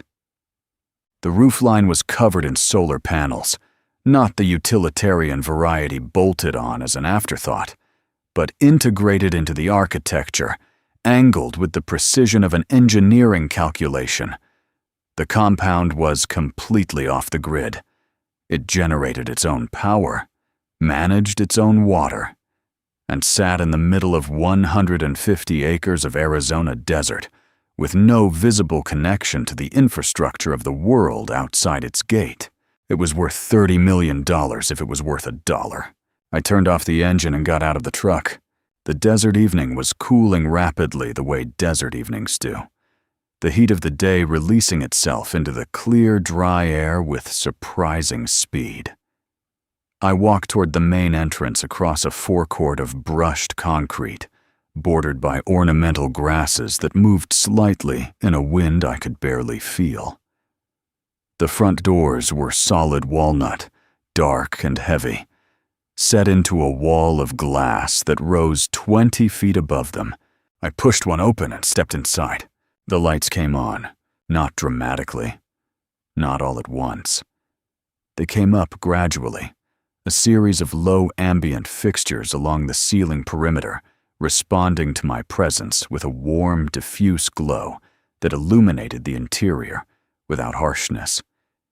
The entry space was 2 stories tall, floored in large format stone tile that matched the exterior cladding. A floating staircase of steel and glass rose along the far wall. To the left, a living area with furniture scaled to the space, custom pieces in natural leather and dark linen arranged around a fireplace built from the same stone as the exterior walls. The air smelled of cedar and something mineral, the particular scent of a well-built space that had been sealed and climate-controlled for some time. I stood in the entry and turned slowly, taking it in. Then I went to work. I moved through the main floor methodically, the way I used to move through a new print facility before signing a lease, checking every room for what it contained and what it implied about the person who had built it. The kitchen was commercial grade, outfitted with equipment that belonged in a serious restaurant. The dining area could seat 12. A library along the north wall held several hundred volumes, technical and architectural texts primarily, and a collection of framed architectural drawings that I suspected were originals. There were no personal photographs anywhere in the building. I went up the floating staircase to the 2nd level. A long corridor opened to a series of rooms, each one finished with the same uncompromising attention to material and detail as the spaces below. At the end of the corridor, double doors opened into a private office. The office was dominated by a desk made from a single slab of reclaimed wood, its surface uncluttered except for a lamp, a leather blotter, and a single cream-colored envelope positioned precisely in the center of the blotter. Written on the front of the envelope in careful fountain pen script were 3 words: "To the landowner." I crossed the room and picked it up. The paper was heavy and expensive. The flap was sealed with dark wax, pressed with a simple geometric stamp. I broke the seal and removed the contents. A single handwritten letter, and behind it, a substantial stack of documents secured with a heavy clip. The letter was dated 14 months prior. The handwriting was measured and precise, the handwriting of an engineer or someone trained to think in systems and tolerances. The man who had written it explained that his physicians had given him between 3 and 6 months. He had no family. He had no interest in leaving what he had built to a corporate entity or a charitable foundation chosen by strangers. He had spent 2 decades building this compound as an escape from a world he found increasingly intolerable, and he wanted its fate determined by the terms of the contract he had signed at the beginning. I set the letter down and went through the documents. The lease agreement I had signed 42 years ago was there, preserved in a protective sleeve. The clause my attorney had insisted on was highlighted in yellow. All structures erected on the leased premises shall transfer in full to the landowner upon the death of the tenant, with no encumbrances and no conditions. Behind the lease was a statement from the Maricopa County tax assessor. The compound's property taxes had been prepaid in full for the next 8 years. Behind that was a floor safe combination written on a plain card. I found the safe behind a panel in the office wall. I entered the combination. Inside, sealed in vacuum bags, were stacks of currency, $20 and $50 bills. $80,000 in total, according to the inventory sheet taped to the inside of the safe door. I closed the safe and sat down in the leather chair behind the desk. I looked at the ceiling for a long time. Then the sound started somewhere in my chest, low and involuntary, and it grew until it filled the office completely. I laughed until my eyes watered. I laughed the way a man laughs when the universe has made a joke so large and so precisely aimed that the only appropriate response is complete surrender to it. Brandon thought he had left me with $914. He had driven me straight to $30 million. I spent the rest of that first night learning the compound. Every room, every system, every storage space and mechanical room and utility corridor. I had spent 40 years in a business that required understanding physical infrastructure at a granular level, and I applied that habit here with the thoroughness of a man who understood that knowledge of a space was a form of ownership more permanent than any deed. The compound had been built by someone who expected to disappear into it permanently. The emergency provisions in the lower-level storage room would sustain a single person for 8 months. The water reclamation system drew from a deep well and recycled gray water, with an efficiency that required almost no external input. The solar array on the roof generated more power than the compound consumed, storing the surplus in a battery bank that could run the entire facility for 11 days without sunlight. The encrypted satellite communication system in the office was operational. That was the detail that mattered most. By 9 o'clock the following morning I had showered, changed into clothes from the trash bag, eaten a meal from the emergency provisions, and was sitting at the reclaimed wood desk with the compound's laptop open and the satellite connection running. I needed to understand exactly what Brandon had been doing with $3.1 million of my money. I started with public records, Illinois Secretary of State business registrations, Cook County property records, federal contractor databases. I had spent 4 decades reading corporate documents, and I knew how to navigate the public record infrastructure of American business. Brandon Dunn Commercial Printing Holdings had a registered address in River North and a filing history going back 9 years. The most recent annual report listed assets that seemed reasonable for a mid-sized commercial print operation, but the asset figures didn't match the behavior I had witnessed. Men with healthy balance sheets do not secretly drain their elderly father's retirement accounts. They do not need to. I widened the search. The Arizona Business Registration Database showed a related entity, Dunn Media and Print Development, LLC, registered 14 months ago, with a Scottsdale address and a stated purpose of commercial real estate development for media and communications facilities. I ran the Scottsdale address through the county assessor's parcel database. The parcel came back as a proposed development site. I pulled the associated planning and zoning applications from the Maricopa County Development Portal. They were substantial.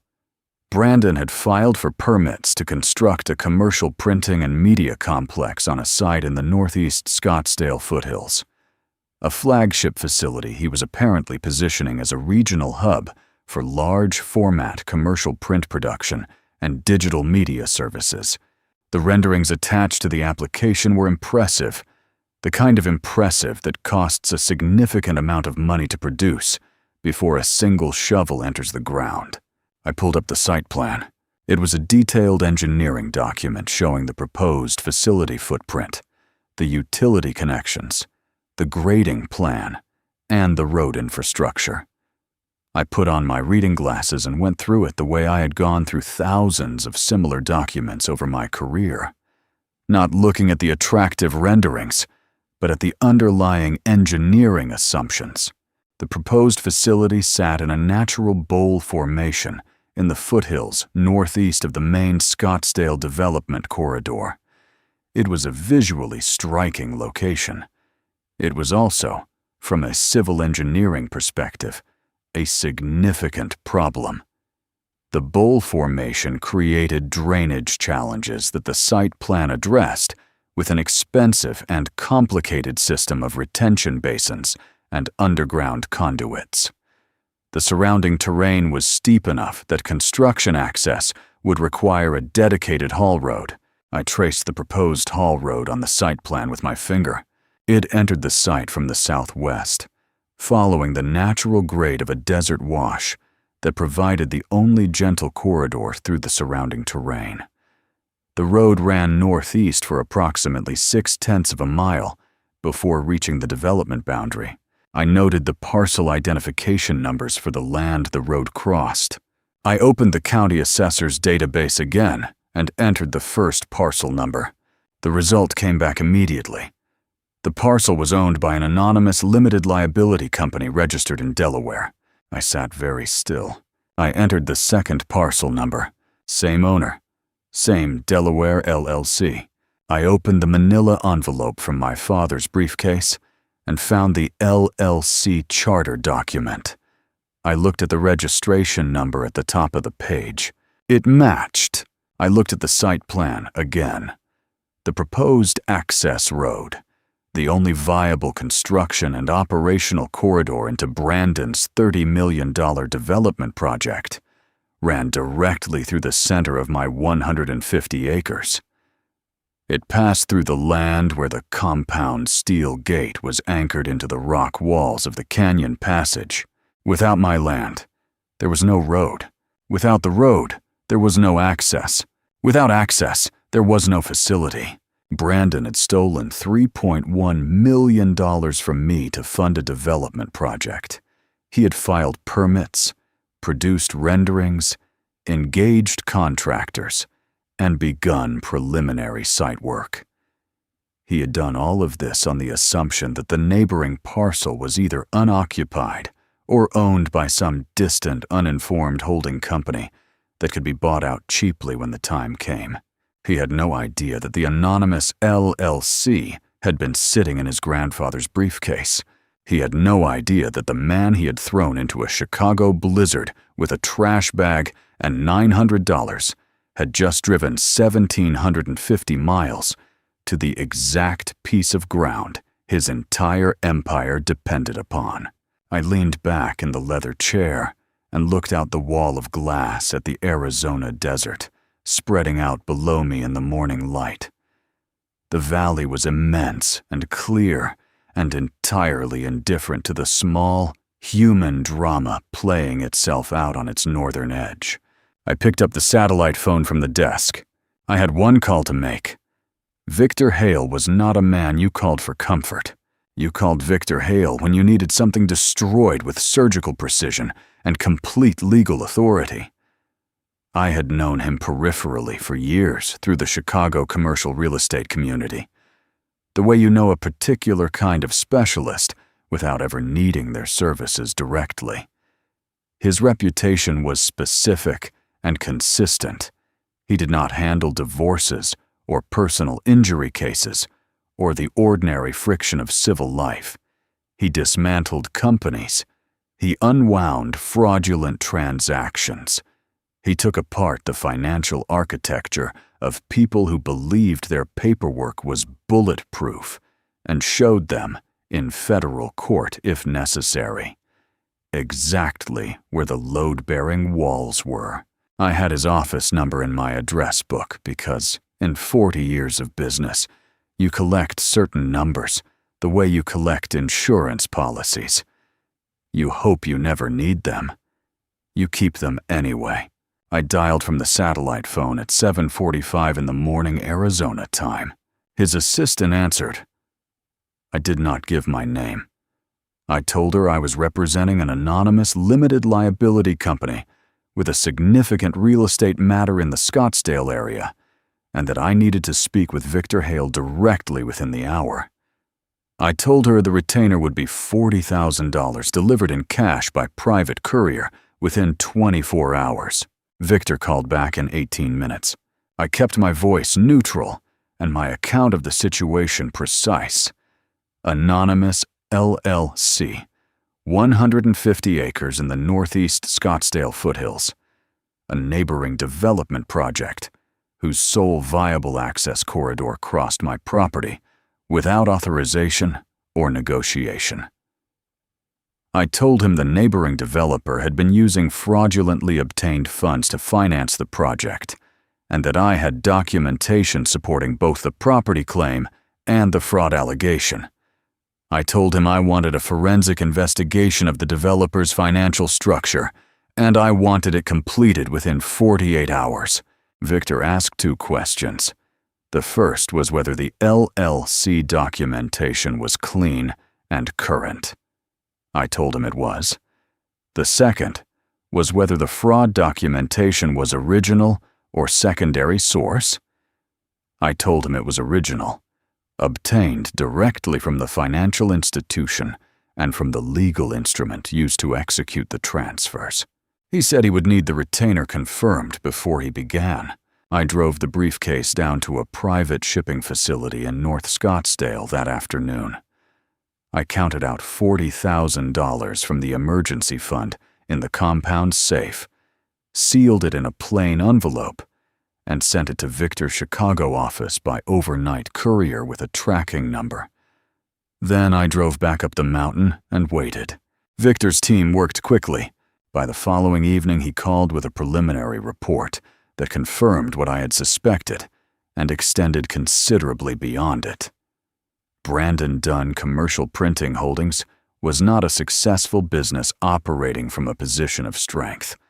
It was a company that had been hemorrhaging money for 3 years, kept alive by a combination of predatory bridge loans, deferred vendor payments, and the systematic liquidation of assets that were not Brandon's to liquidate. The Arizona development project was not an expansion. It was a last attempt. Brandon had convinced a group of private investors, mostly retired business owners from the Chicago area, to fund the initial phases of the Scottsdale facility on the basis of financial projections that Victor's forensic accountants characterized, in careful professional language, as entirely disconnected from reality. He had raised $2.2 million from these investors on the promise of returns that the underlying business could not possibly generate. When that money ran low, he had turned to my retirement account. The $3.1 million I had saved over 40 years had been used in 3 ways. A portion had gone to pay down the most urgent of his existing creditor obligations, buying him time. A larger portion had gone into the Scottsdale development to keep the permits active and the contractors minimally engaged. and a final portion, according to Victor's reconstruction of the transaction records, had been used to maintain the lifestyle that Brandon and Tiffany had been presenting to the world as evidence of business success. Victor called me the morning of the third day. "I've seen enough," he said. His voice had the flat, satisfied quality of a man who had found exactly what he expected to find. "Your son has committed elder financial abuse under Illinois statute, grand larceny by fraudulent use of a legal instrument, and what I would characterize as textbook investor fraud under federal securities law. The falsified projections he presented to his private investors are enough on their own to interest the FBI's Financial Crimes Division. Combined with the stolen retirement funds, we are looking at mandatory minimum sentencing territory." I was standing at the compound's wall of glass, looking out at the desert. "What does he need most right now?" I said. "Your land," Victor said without hesitation. "He has a permit renewal deadline in 11 days. If he cannot demonstrate to the county that the access corridor has been secured, they will pull his zoning approvals. The moment that happens, his investors will demand an audit. The moment they audit him, he goes to federal prison. Contact his legal team," I said. "Tell them the anonymous owner of the Scottsdale parcel is prepared to discuss a sale. $12 million. Cash. 10 days. A brief silence on Victor's end. "That will take everything he has and then some," Victor said. "Yes," I said. "It will." I heard Victor exhale slowly, the sound of a man who appreciated the architecture of a well-constructed trap. "Consider it done, Mr. Done," he said. I watched the 10 days unfold from the compound's office, like a man reading a press run that has already been set. Victor had established a secure digital portal through which his team fed me daily briefings, intercepted communications, surveillance reports, financial transaction records obtained through legitimate legal channels. I sat at the reclaimed wood desk each morning with black coffee and read through the material with the methodical attention I had once given to quarterly financial reviews. The picture that assembled itself across those 10 days was not a pretty one, but it was a precise one. Day 1. Brandon's legal team received Victor's call. According to the report Victor sent me that evening, the reaction on their end had been immediate and electric. They had been searching for the owner of the anonymous LLC for weeks without result. The ghost had materialized without warning, named a price that stopped conversation cold, and given them 10 days to respond.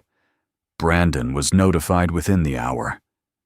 The surveillance operative Victor had positioned outside the River North office building reported that Brandon left the building 14 minutes after the call ended, got into his car, and sat in the parking garage for 22 minutes without moving. Day 2. Brandon's team began attempting to trace the LLC ownership. They hired a research firm. They contacted the Delaware registered agent on record. They petitioned the county assessor's office for additional documentation. Victor's report noted with quiet professional satisfaction that every avenue led to the same result. The corporate structure I had established 42 years ago was registered through an agent who had been deceased for 11 years, connected to no living individual through any public record, and entirely impenetrable to the investigative tools available to a mid-sized Chicago real estate operation working under time pressure. Day 3. Brandon called his primary investors. Victor's contact within the investment group provided a summary of the conversation. Brandon presented the land acquisition as a routine final step in the development process, necessary to secure the access corridor before permit renewal. He downplayed the price. He implied he had the resources to cover it. According to the contact, at least 2 of the investors expressed concern about the timeline. Brandon assured them the matter was under control. It was not under control. Day 4. The first indication that Brandon had begun to understand the true dimensions of his problem, his corporate accounts, already depleted by the Scottsdale project expenditures, did not contain $12 million. They did not contain anything approaching $12 million. He had spent the previous 18 months burning through capital at a rate that would have alarmed anyone examining the books honestly. And my retirement funds, substantial as they were, had only slowed the hemorrhage rather than stopping it. He needed to generate $12 million in liquid cash within 6 days. Day 5. Victor's surveillance team reported activity at the Lake Forest estate. 2 vehicles arrived in the evening, both registered to a commercial real estate investment firm known for fast cash acquisitions at significant discounts to market value. They were inside the house for 90 minutes. Brandon met them at the door and showed them out himself. He was selling my house, not through the traditional market, which would have taken months. He was selling it to a predatory buyer who would close within days in exchange for a price well below what the property was worth. The house I had designed and built and paid for over 31 years of marriage was being liquidated like a distressed asset to fund a scheme that had begun with the theft of my retirement savings. Day 6. Carolyn. According to Victor's financial intelligence, she withdrew the entirety of her personal savings accounts at 2 separate institutions. She liquidated 2 life insurance policies, paying substantial early termination penalties. She brought Brandon a cashier's check. The surveillance photograph showed her handing it to him in the driveway of the Lake Forest house, smiling, apparently believing she was buying her way into the kind of wealth that would make the sacrifice worthwhile. She was handing her son the last of her own financial safety net. Day 7. The Lake Forest sale closed. The predatory buyers paid significantly below market value, and Brandon accepted without negotiation because he had no time for negotiation. He deposited the proceeds into the corporate account and immediately began moving money through the shell structure to obscure its origin. Day 8. Victor's underworld contacts flagged something that made my coffee go cold when I read it. Brandon had met with 2 individuals in a parking structure on the industrial west side of Chicago. The surveillance photographs showed him standing beside a black sedan, talking to men who, according to Victor's contacts, were associated with a private lending operation that charged interest rates no licensed financial institution would touch and enforced repayment through methods no court would sanction. He had gone to loan sharks. He had stripped his mother of her savings, sold my house at a loss, and it still wasn't enough. So he had borrowed the remainder from men who did not file paperwork and did not accept excuses. Day 9. Victor confirmed that the full $12 million had been assembled and was sitting in a corporate holding account, ready for wire transfer.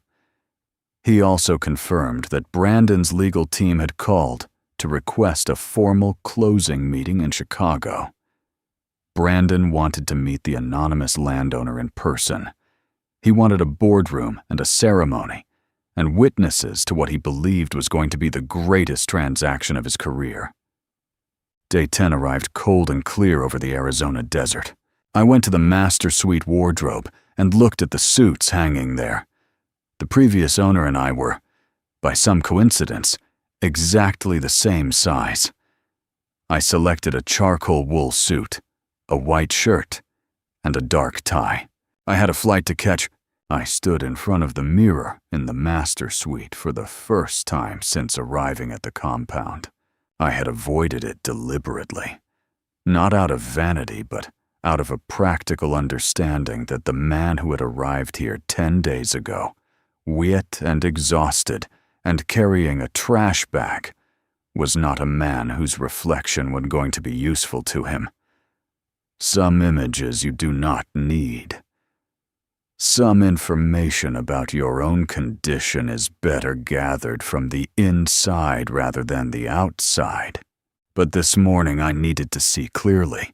The suit fit well. Better than well. The previous owner had favored the same cut I had worn during my years running the business. A structured shoulder with a clean drape through the body. The kind of tailoring that communicates authority without announcing it. The charcoal wool was fine and dense, the kind of fabric that holds its shape through a long day and a transatlantic flight both.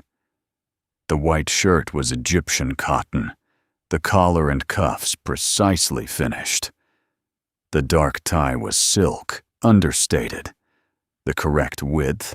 I looked like a man who made decisions that other men had to live with. That was exactly right. I carried my father's leather briefcase down to the truck. Inside it, in the manila envelope, were the original LLC charter documents and the property deed for the 150 acres. I had added to the envelope over the past 10 days.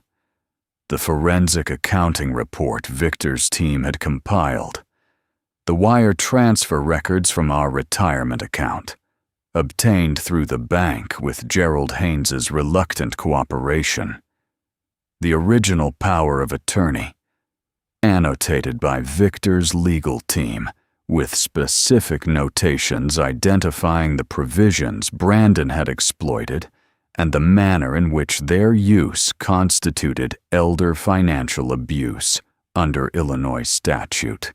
Everything I needed was in that envelope. Everything was documented, organized, and supported by evidence that had been gathered through proper channels and would hold up to the scrutiny of a federal proceeding. 40 years in the printing business had taught me that the document was always the thing, not the conversation, not the handshake, not the intention or the relationship or the history. The document was what remained when everything else had been stripped away. The document was what a court read when two people could not agree on what had happened between them. I had better documents than Brandon did. I locked the compound and drove down the mountain to the private airfield in North Scottsdale that Victor had arranged. A small charter operation, the kind that moved business travelers between western cities without the friction of commercial aviation. The aircraft was a 6-seat turboprop, clean and functional, flown by a pilot who introduced himself briefly and asked no questions about my luggage, which consisted of a leather briefcase and nothing else.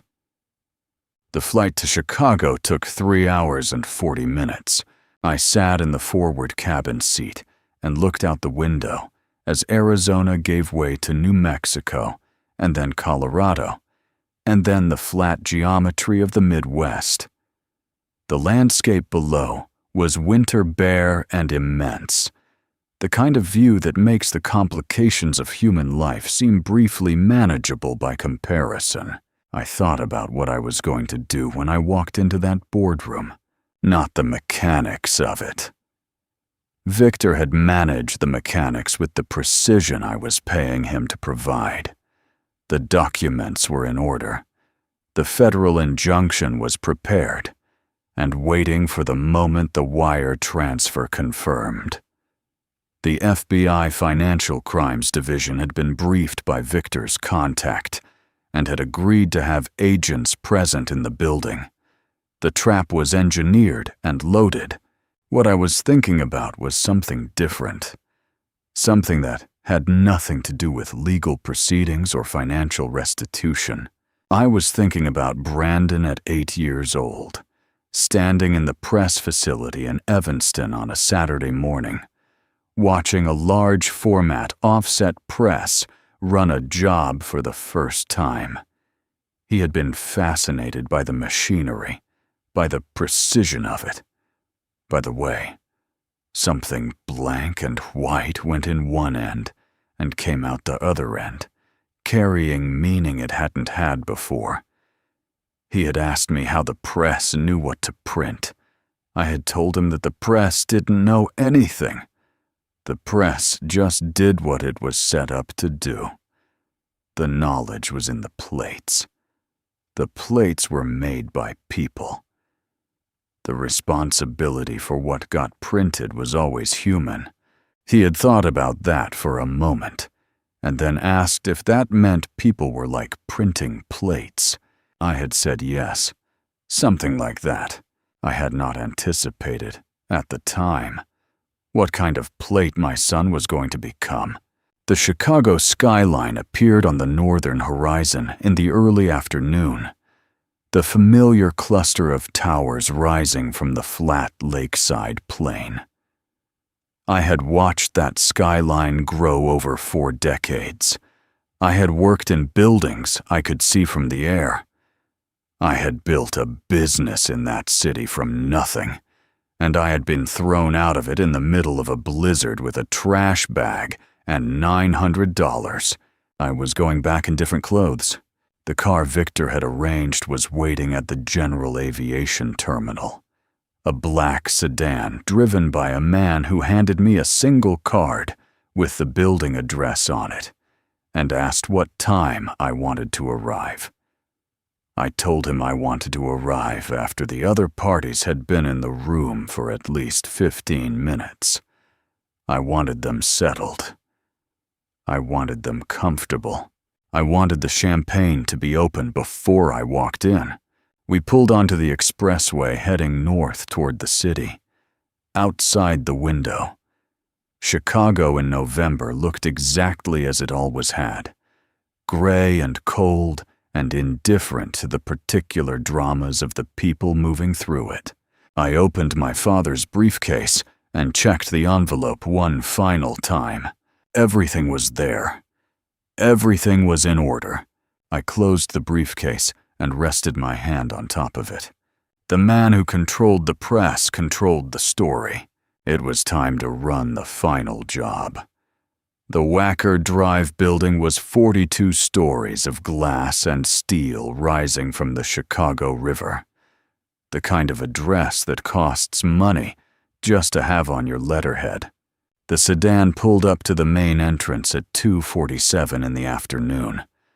I had timed it precisely.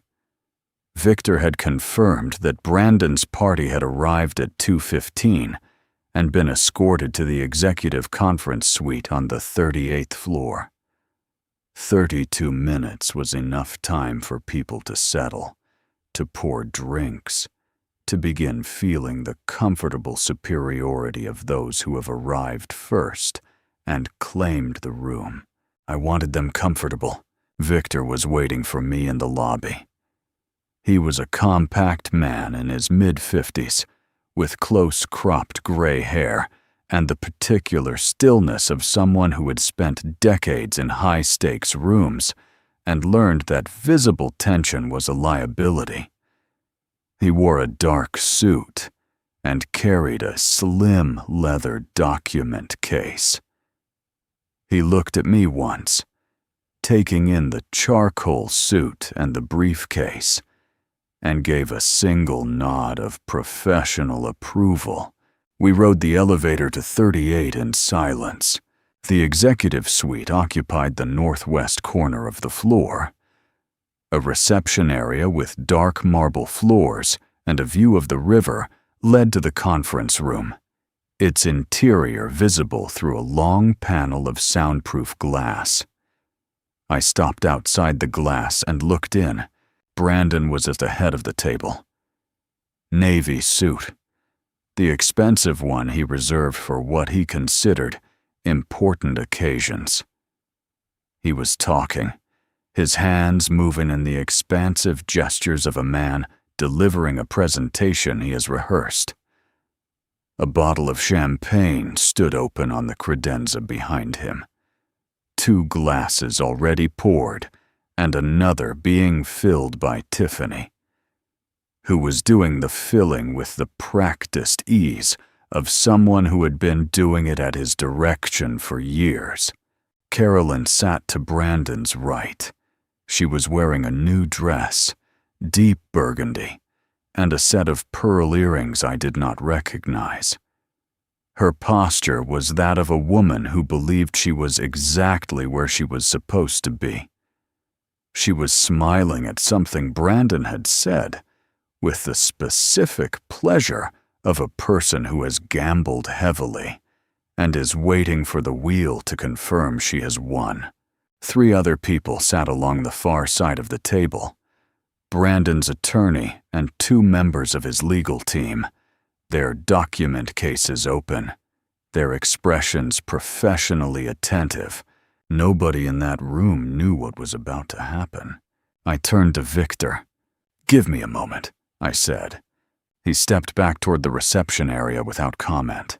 I stood at the glass and looked at my son. I looked at him for a long time. The boy I had taught to read a press proof. The boy I had driven to his first day of college in a truck loaded with everything he owned. The boy who had held my hand the night before my surgery and told me he loved me, while a document designed to rob me sat in his jacket pocket. I was not angry anymore. The anger had run its course somewhere over Colorado at 30,000 feet, and what remained in its place was something colder and more permanent. Not hatred, something closer to clarity. The absolute, unsentimentally clear understanding of exactly who my son was and exactly what I was about to do about it. I reached out and pushed open the conference room door. The sound of conversation stopped. Brandon turned his head toward the entrance with the expectant expression of a man anticipating the arrival of a business counterpart. His eyes found me, and the expression did not change immediately. There was a fraction of a second where his brain was processing information that his face had not yet been told about. Then it hit him. The champagne flute slipped from his fingers. It fell in what seemed like a slower time than physics allows, turning once before it struck the hardwood floor and shattered. Champagne spreading in a pale fan across the dark wood. Brandon did not look down at it. He was looking at me with an expression I had never seen on his face before. His mouth had opened slightly. The blood had left his face with a speed that made the change visible. Carolyn had turned at the sound of breaking glass. When she saw me, she went completely still. One hand gripping the edge of the table, the knuckles whitening instantly. Tiffany looked from Brandon to me and back to Brandon. Her expression the confusion of someone who has arrived at a film after it has started and cannot locate the plot. I walked into the room at a pace that was neither hurried nor slow. The leather soles of my shoes made a quiet, regular sound on the hardwood.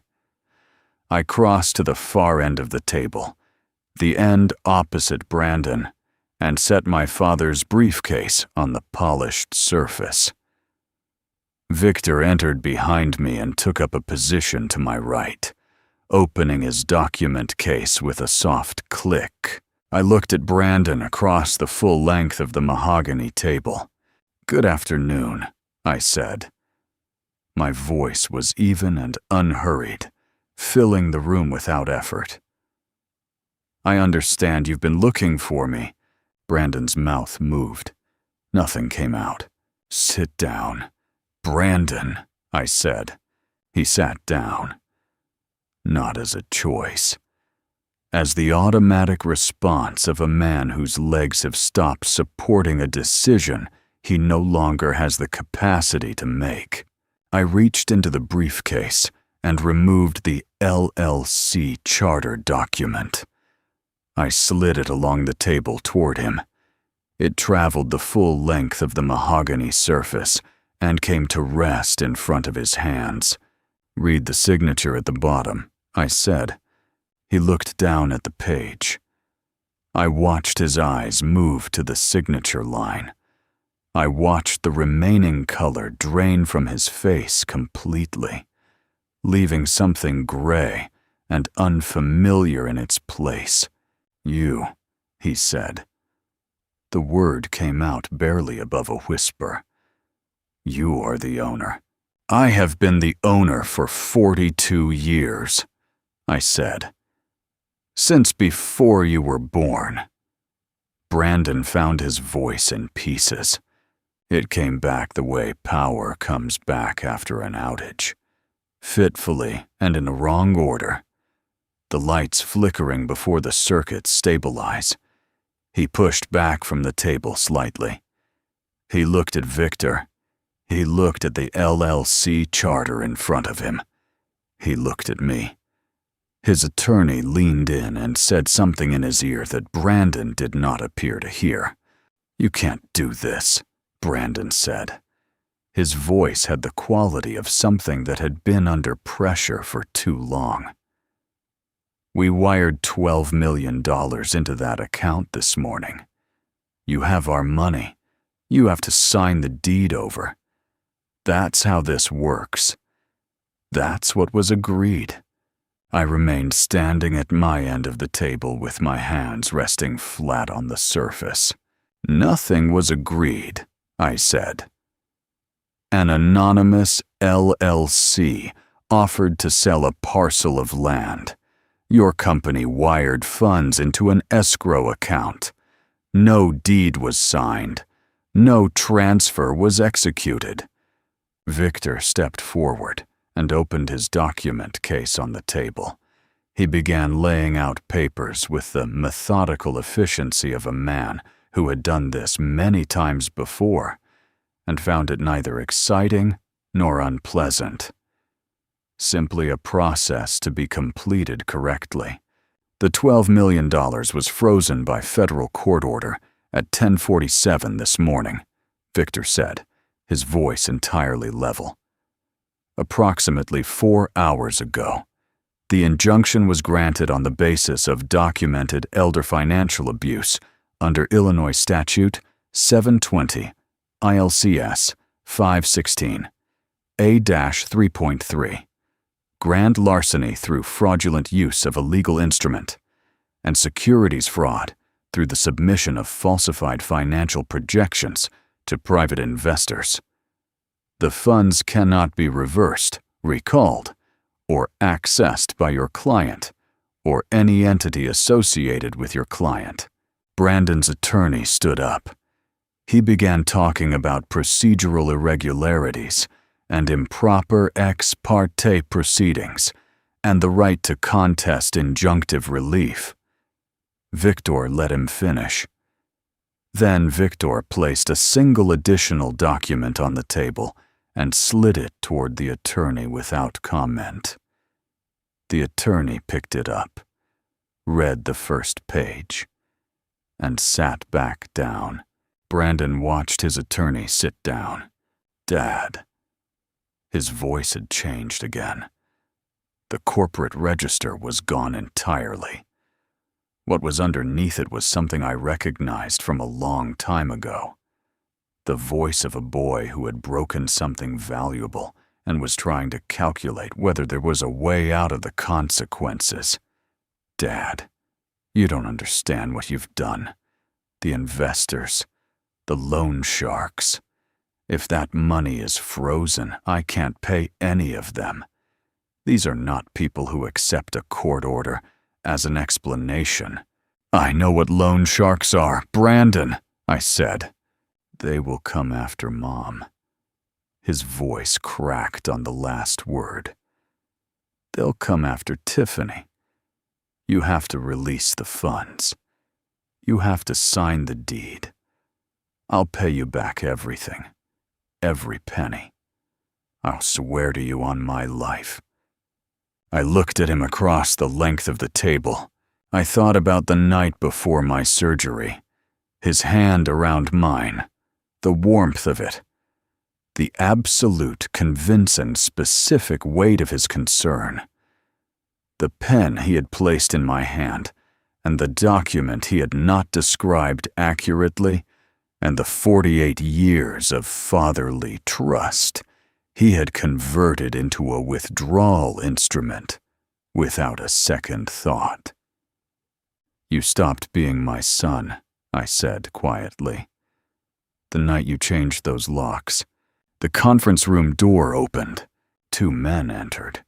They wore dark windbreakers with yellow lettering across the back that was legible from across the room.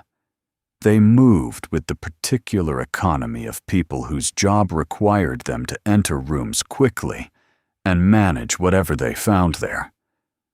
The lead agent carried a folded document in one hand. Brandon rose from his chair. Not as a decision, as a reflex.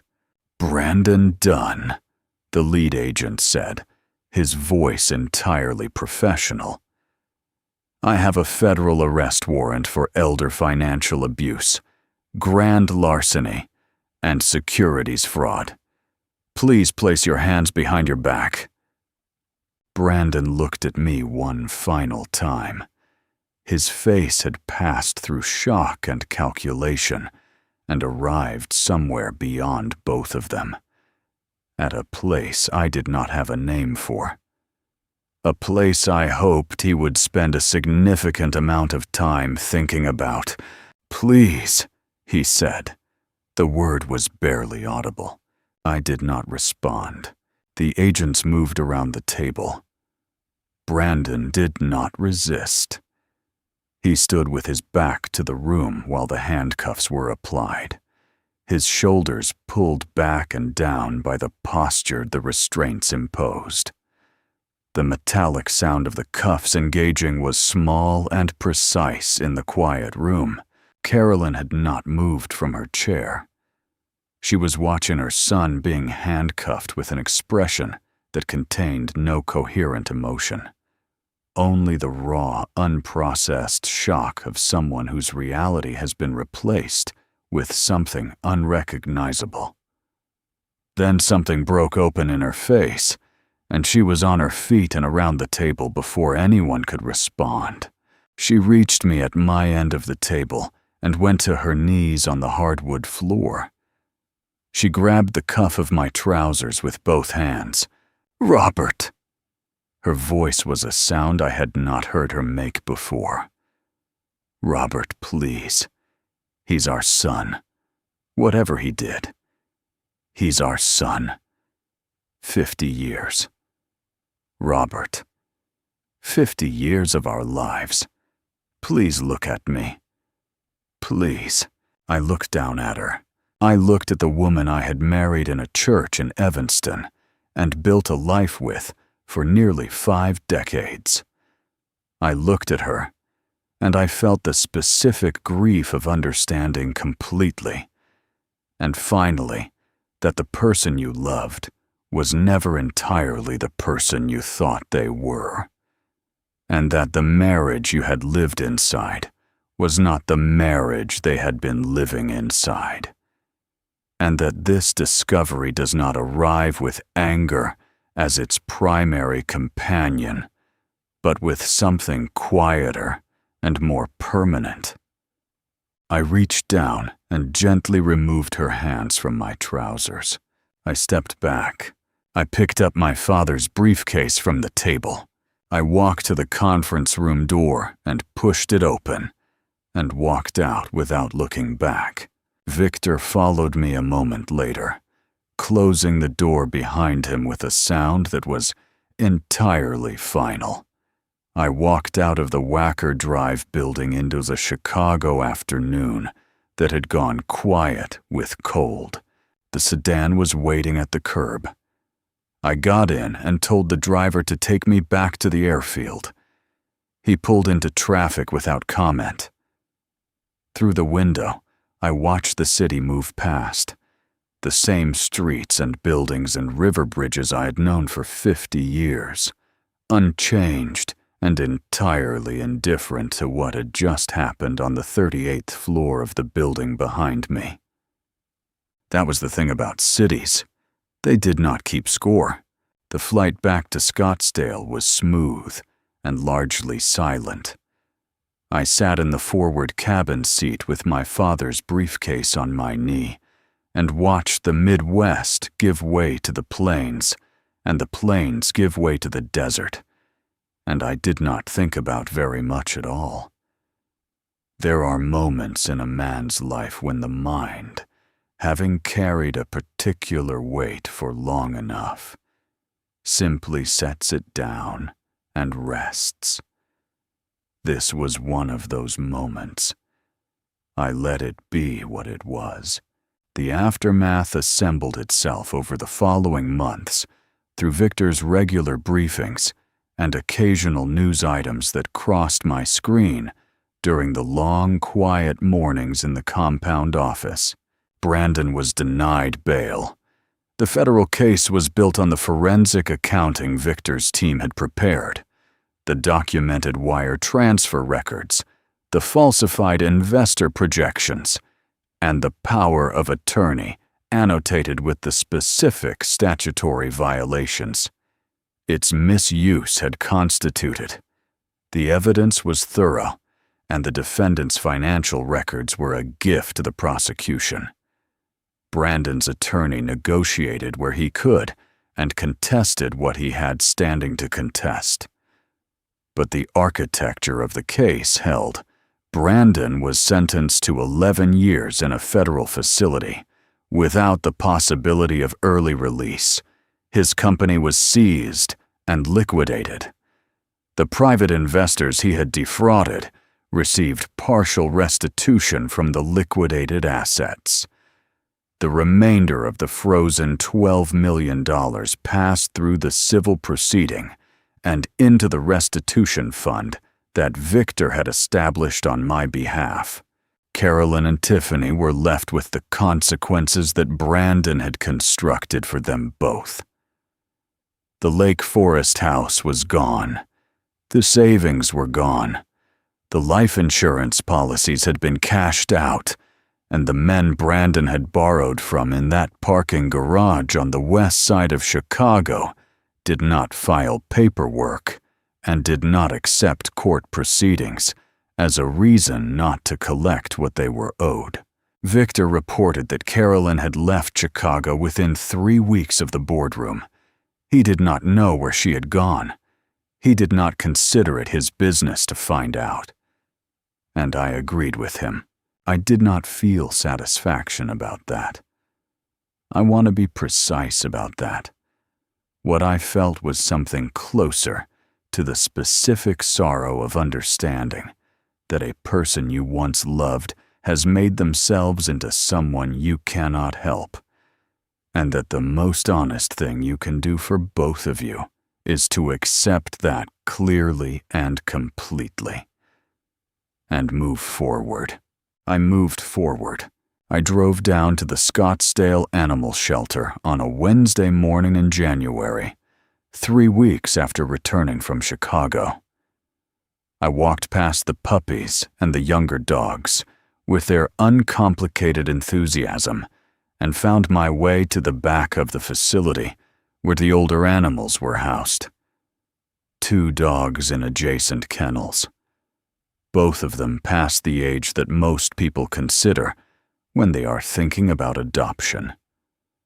A gray-muzzled retriever mix who had been at the shelter for 4 months, and a smaller mixed breed, mostly terrier, who had been surrendered by an owner who could no longer care for him.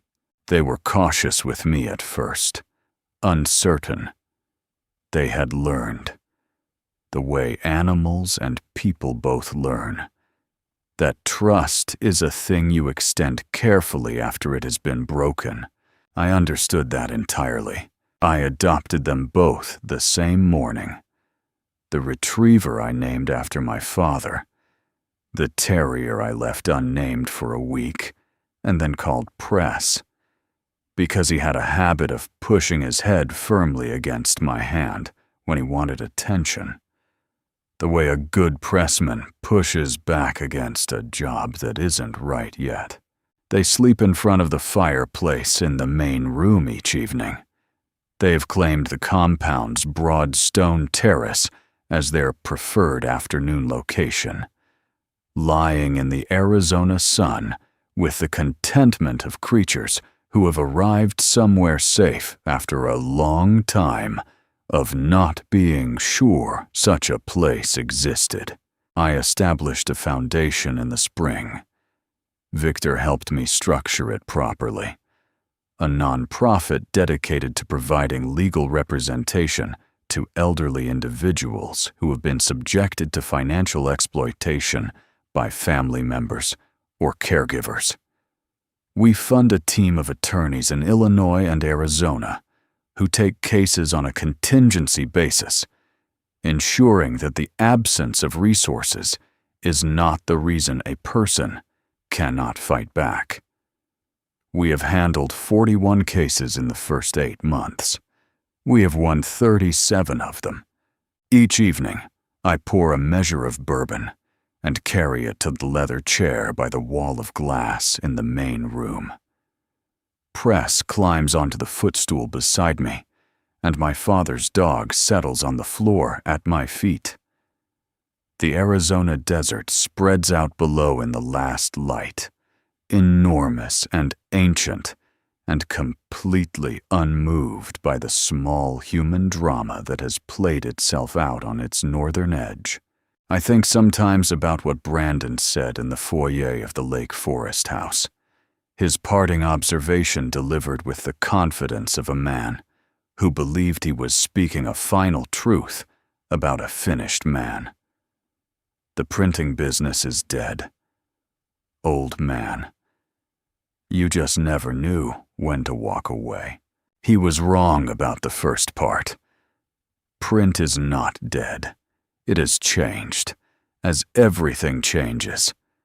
But the fundamental act of pressing meaning onto a surface and sending it into the world is as human as breathing, and will last as long as people have things they need to say. And he was wrong about the second part, too. I knew exactly when to walk away. I walked away from the boardroom on the 38th floor of a building on Wacker Drive on a cold November afternoon, carrying my father's briefcase and leaving behind everything that no longer served any purpose in my life. And I walked toward this. The bourbon is good. The dogs are warm. The desert goes on forever in every direction. The ink, as my father used to say, never really dries. It just becomes part of the page. If this story found something true in you, leave a comment and tell me what it found. And if you believe that it is never too late for a man to reclaim what is his, subscribe, because there are more stories where this one came from, and every one of them is worth the telling.